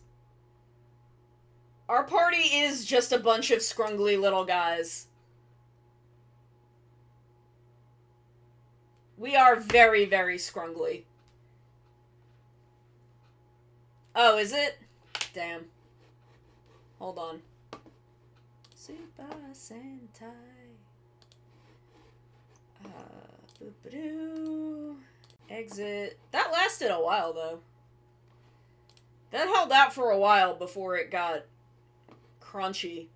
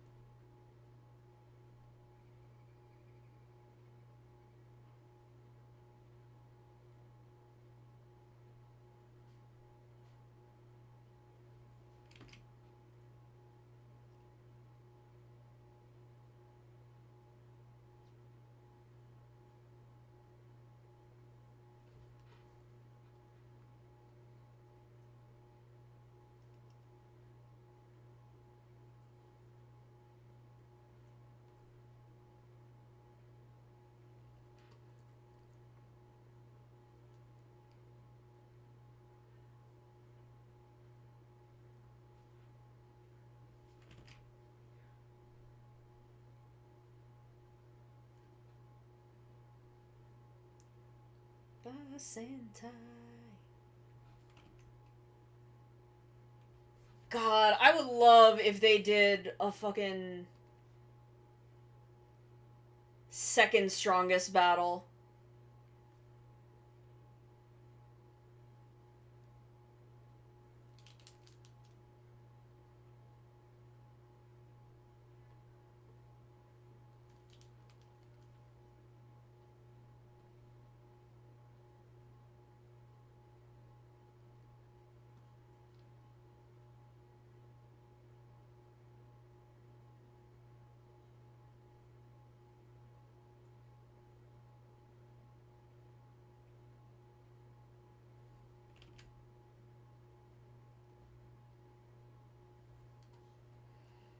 Like, it was just such a cool idea.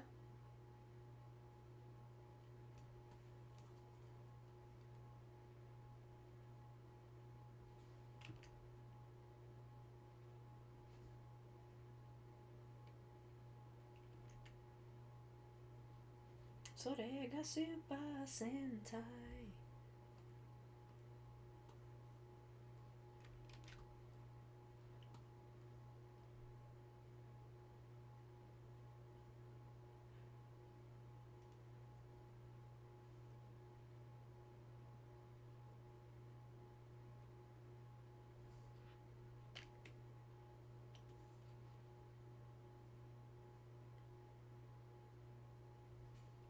This party is just a bunch of scrungly little guys, though.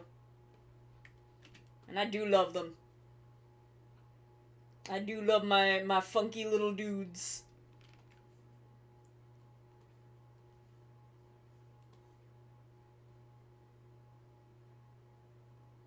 Are you ready?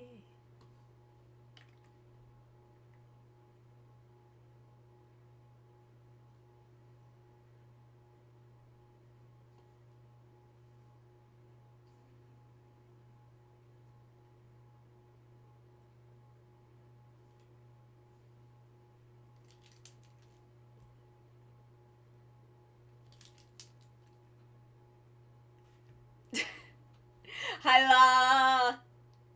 What's going on? What's going on?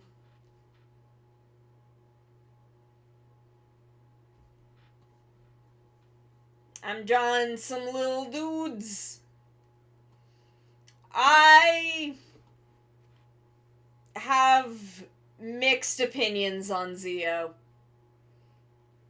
I think Zio had a lot of potential that it did not fully live up to. I like the beginning a lot more than I like the latter half.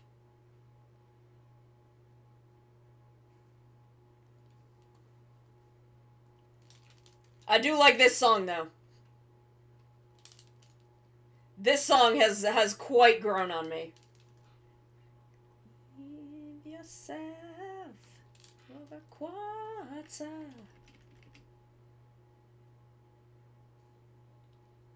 I feel like Zio had a plan for the first, maybe, like... I feel like Zio honestly had a plan up through White Waz.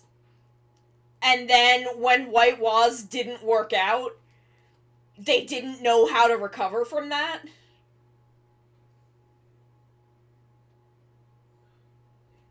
Because I stand by my theory that Gates was originally supposed to be the Overlord's son. I stand by that as what the original plan was.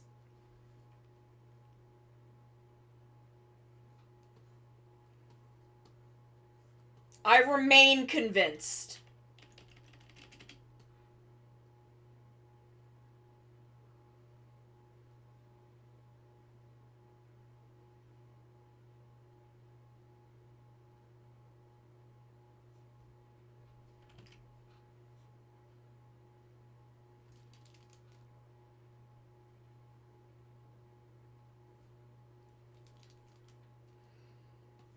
I might be, but it makes sense with a lot of early established stuff. Like why Gates has a fucking Ziku driver and several ride watches that they just never really explain. they just don't explain that ever.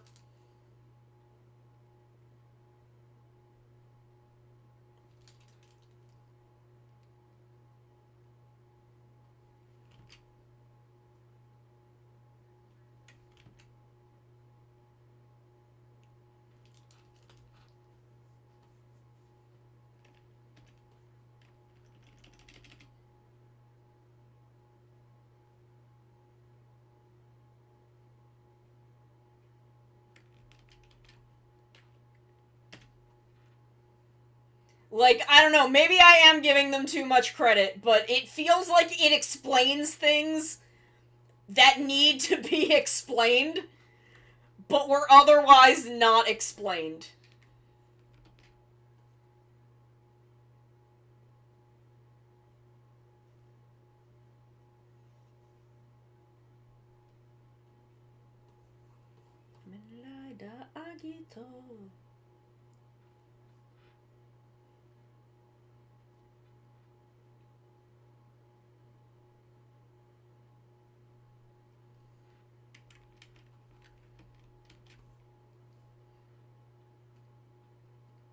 Okay.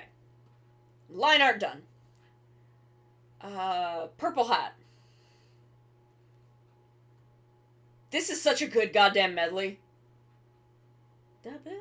What's the guy say? I want to learn this.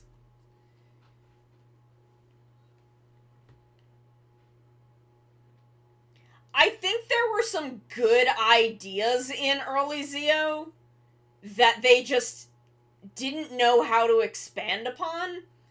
Because I liked the idea of Sogo being chaotic neutral, or even just, like, true neutral, in the way where he's like, I will protect these things, but I will protect them because I see them as mine.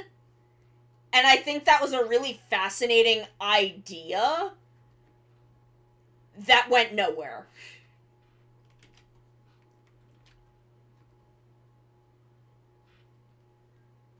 Because they only did it for, like, 5 episodes.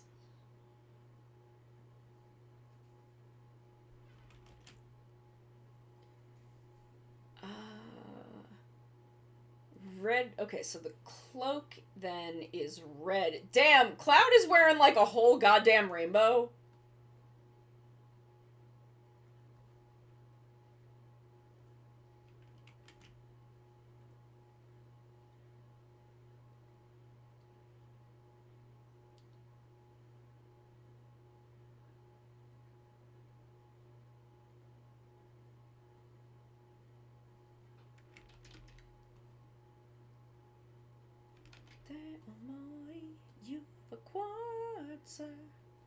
I'm just mad that they did my boy Aqua dirty.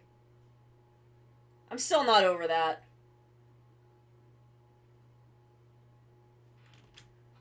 Damn, Cloud... I'm now, like... Does Cloud know how to dress himself?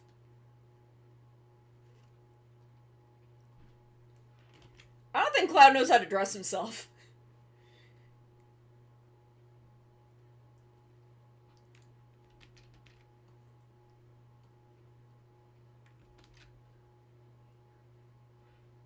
God, Ryu Soldier was good. God, Ryu Soldier was so fucking good.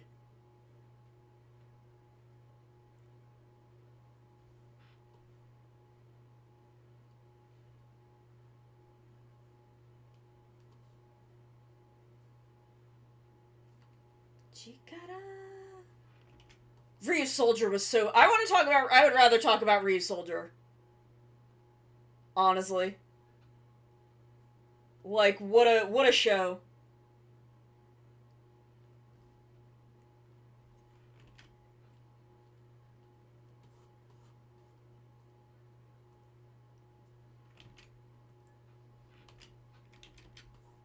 Cloud is just out here wearing every color of the fucking rainbow.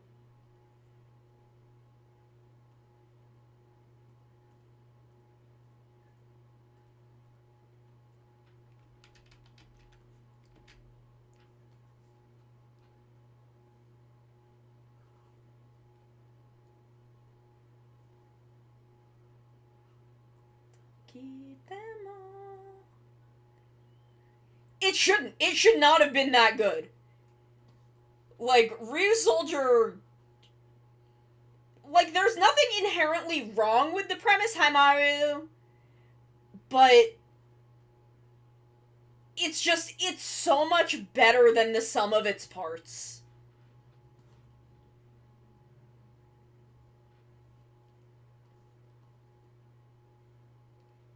Nice!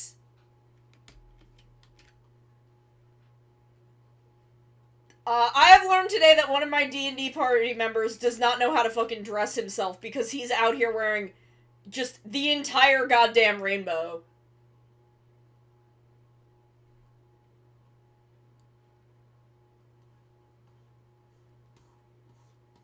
Like, this boy just out here looking like this. Everyone else is, like, what does Etod wear? Finer clothes themed around red and yellow. Okay. Like, everyone else's clothes are kind of basic.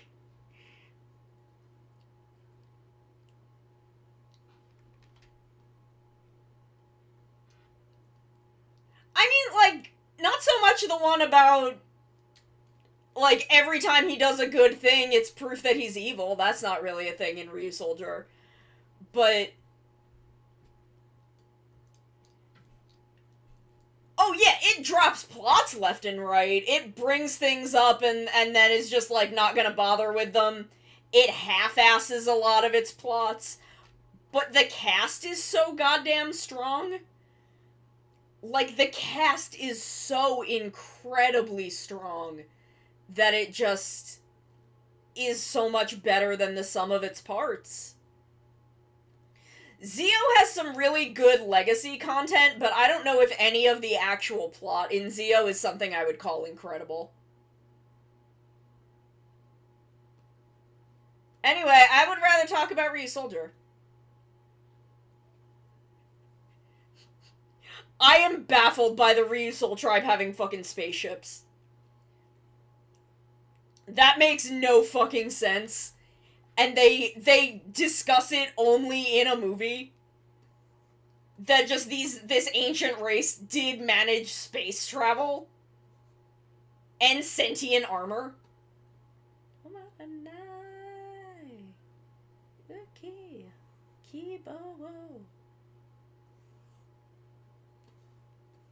I don't know. I want to talk about good stuff. I want to talk about stuff that's good.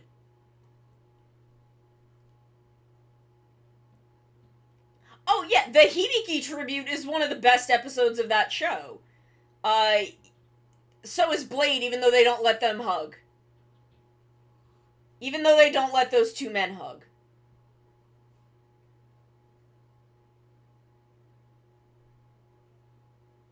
But I don't want to talk about the negatives.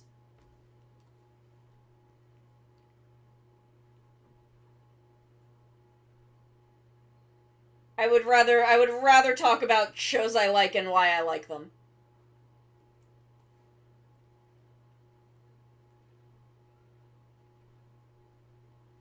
Like, the Nada storyline should not in any universe have worked.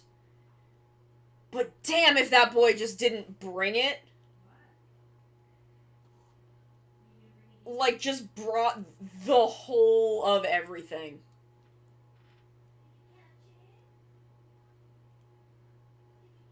That's a shame. If you ever get a chance, absolutely go finish Ryusoulger, because it is far and away the best dinosaur Sentai, without a doubt. And is, quite honestly, just one of the best Sentai. Like, bar none. Like, absolutely, it is one of the best ones.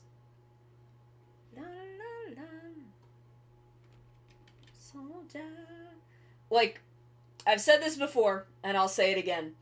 Getting to see the Ryusoulger roll call in person fucking changed my life. I am a changed person for having seen that.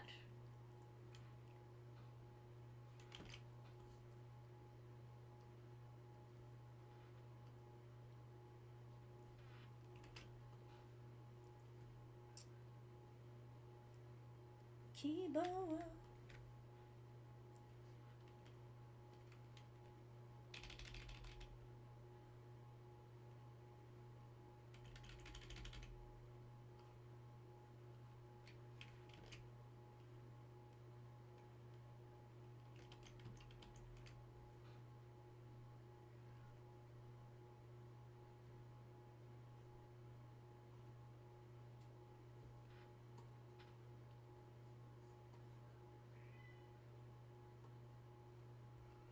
I am not going to think about that. I do not want to think about the sad thing in relation to Ryusoldier. I can't deal with it.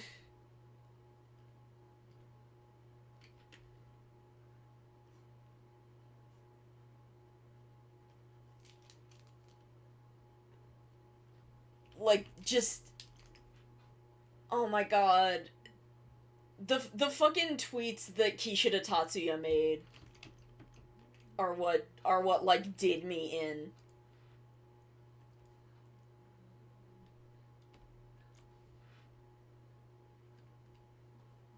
Like, his response to it.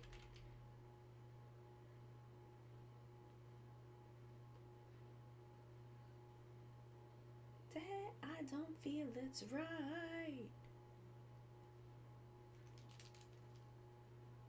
That ever fall for not found. This is such a good song.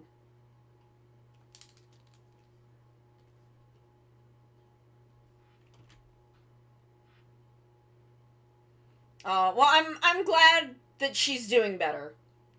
I am glad to hear she is doing better.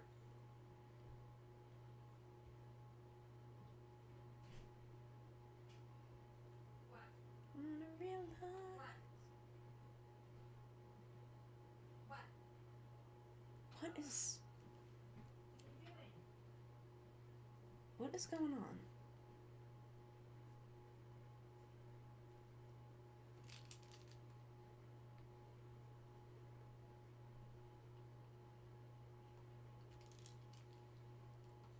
I don't feel it's right.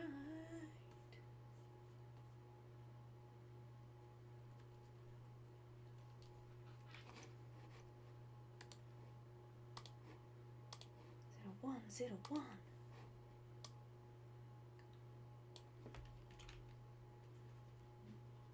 Get that under there.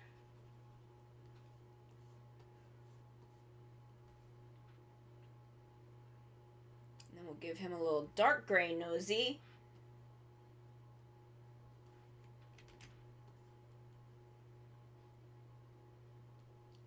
And in the inside of his ears.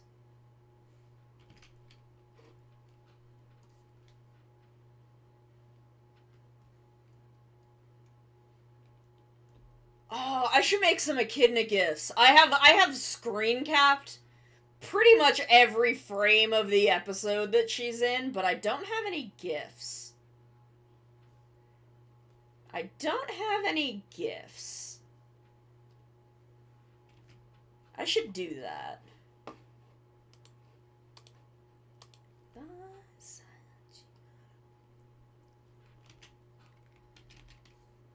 Okay, just about done with Cloud. I have to fix this.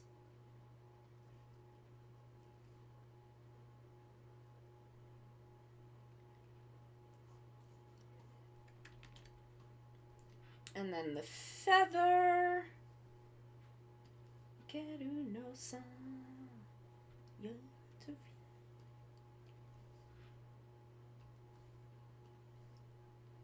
The feather will go full Ankh because I am powerful and can do whatever I want.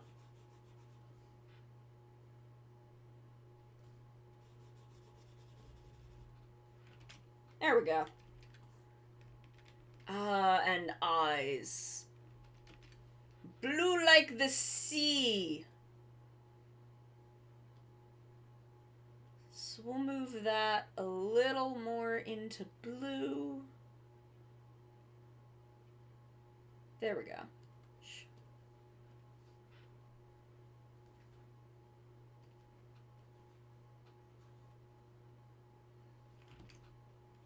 This is so good, though. God, Zed is good.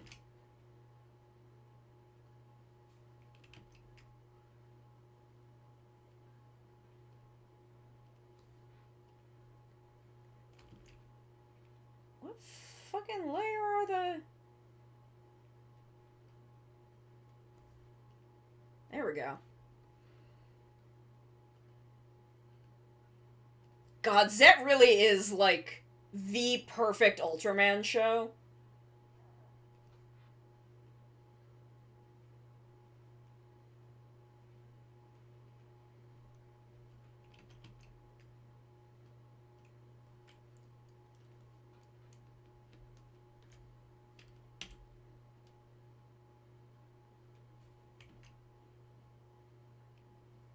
It really is, like, the perfect Ultraman show.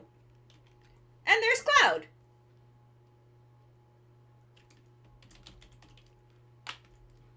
It's funny because someone I know has a, like, a gray and white tuxedo cat whose name is Cloud, so I find this to be very funny. That Cloud is actually a gray tabby.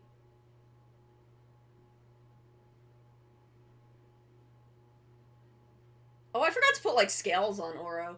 Should do one of those dad polls and it's all the Ultra Dads. And Bako. Bako does win! Because he's the best one.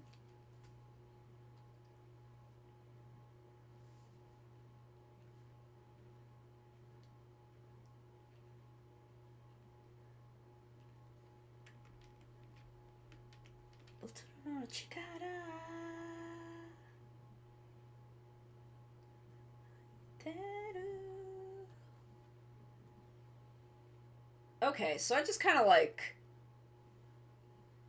bapped him around her face. Okay. Where is my...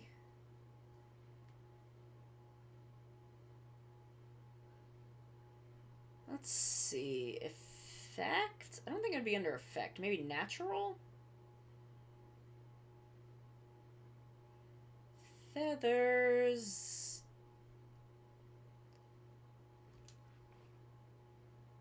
It's one of my snake brushes.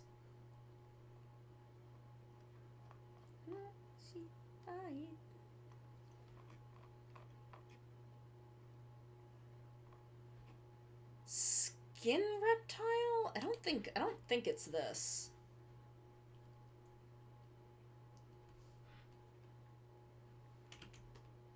No, it's not that. Leto and Bako has a bazooka. Aw. They're just all good dads, though. They're just all really good, just nice dads.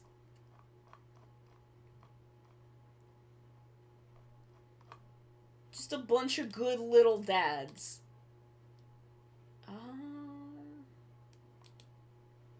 No. Except Belial. Belial's a shit dad. He's hot, but he's a shit dad.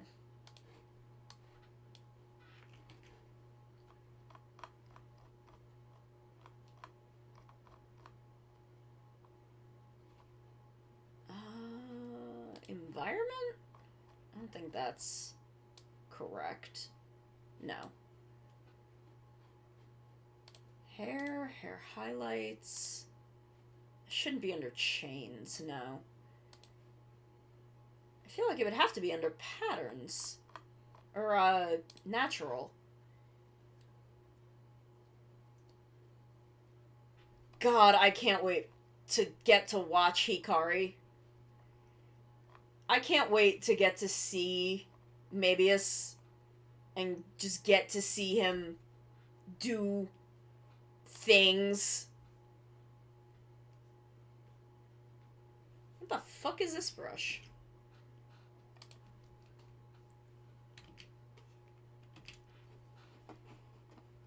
I can't wait to just get to see him do things at all. Anywhere. I do not know where that scale brush went.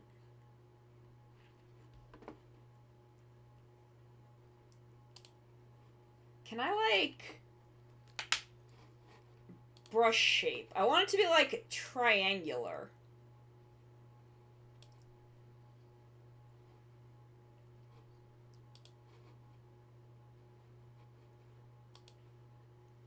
Kiramentaru.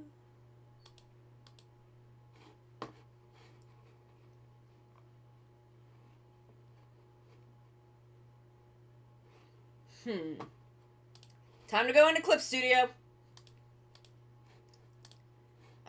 Brush. Scale.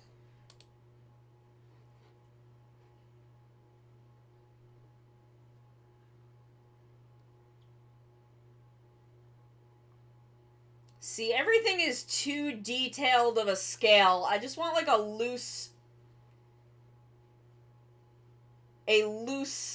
weird triangle. Scale patch, that's what I want.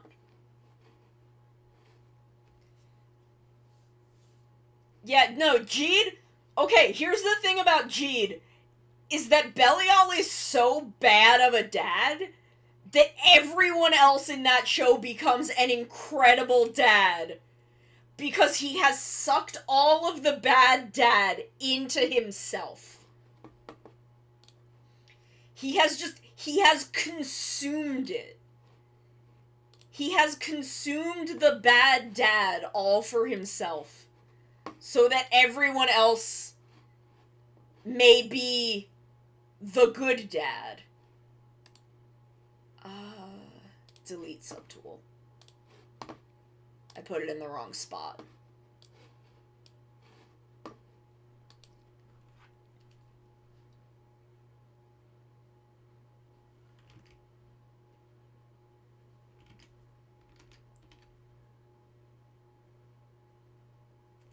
Wow, speedo sta.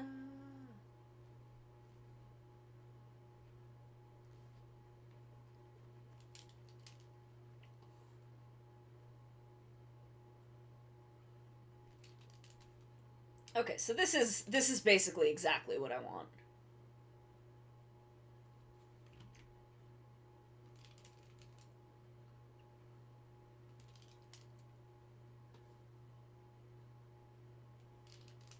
And then you just get rid of the excess. There we go. Now my girl is correct. Okay. We did 3 of them. We got three whole members of the party done. I still have to shade them, but we'll handle that next time.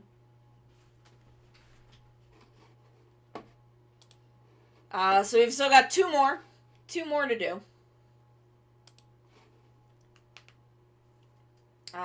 We have to make Itad small somehow.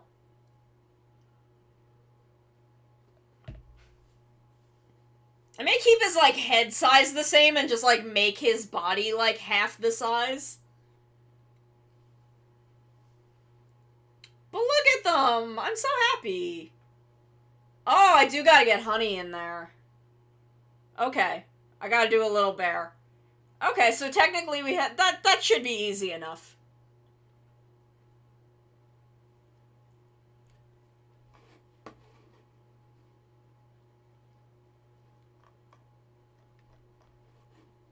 Okay.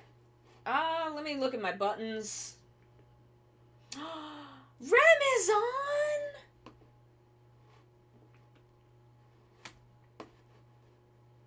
Miss Mama Rem?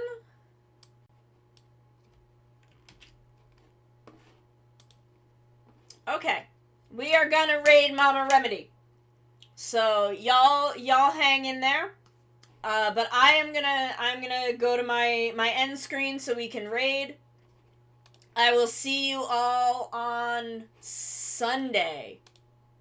I will see you all on Sunday, either for more drawing or more Cult of the Lamb. One of the two, I haven't decided, but we'll see when we get there. Mama Remedy is playing Dead by Daylight. I will see you all then. Thank you so much for coming to hang out with me. I love you very much, and I will see you on Sunday.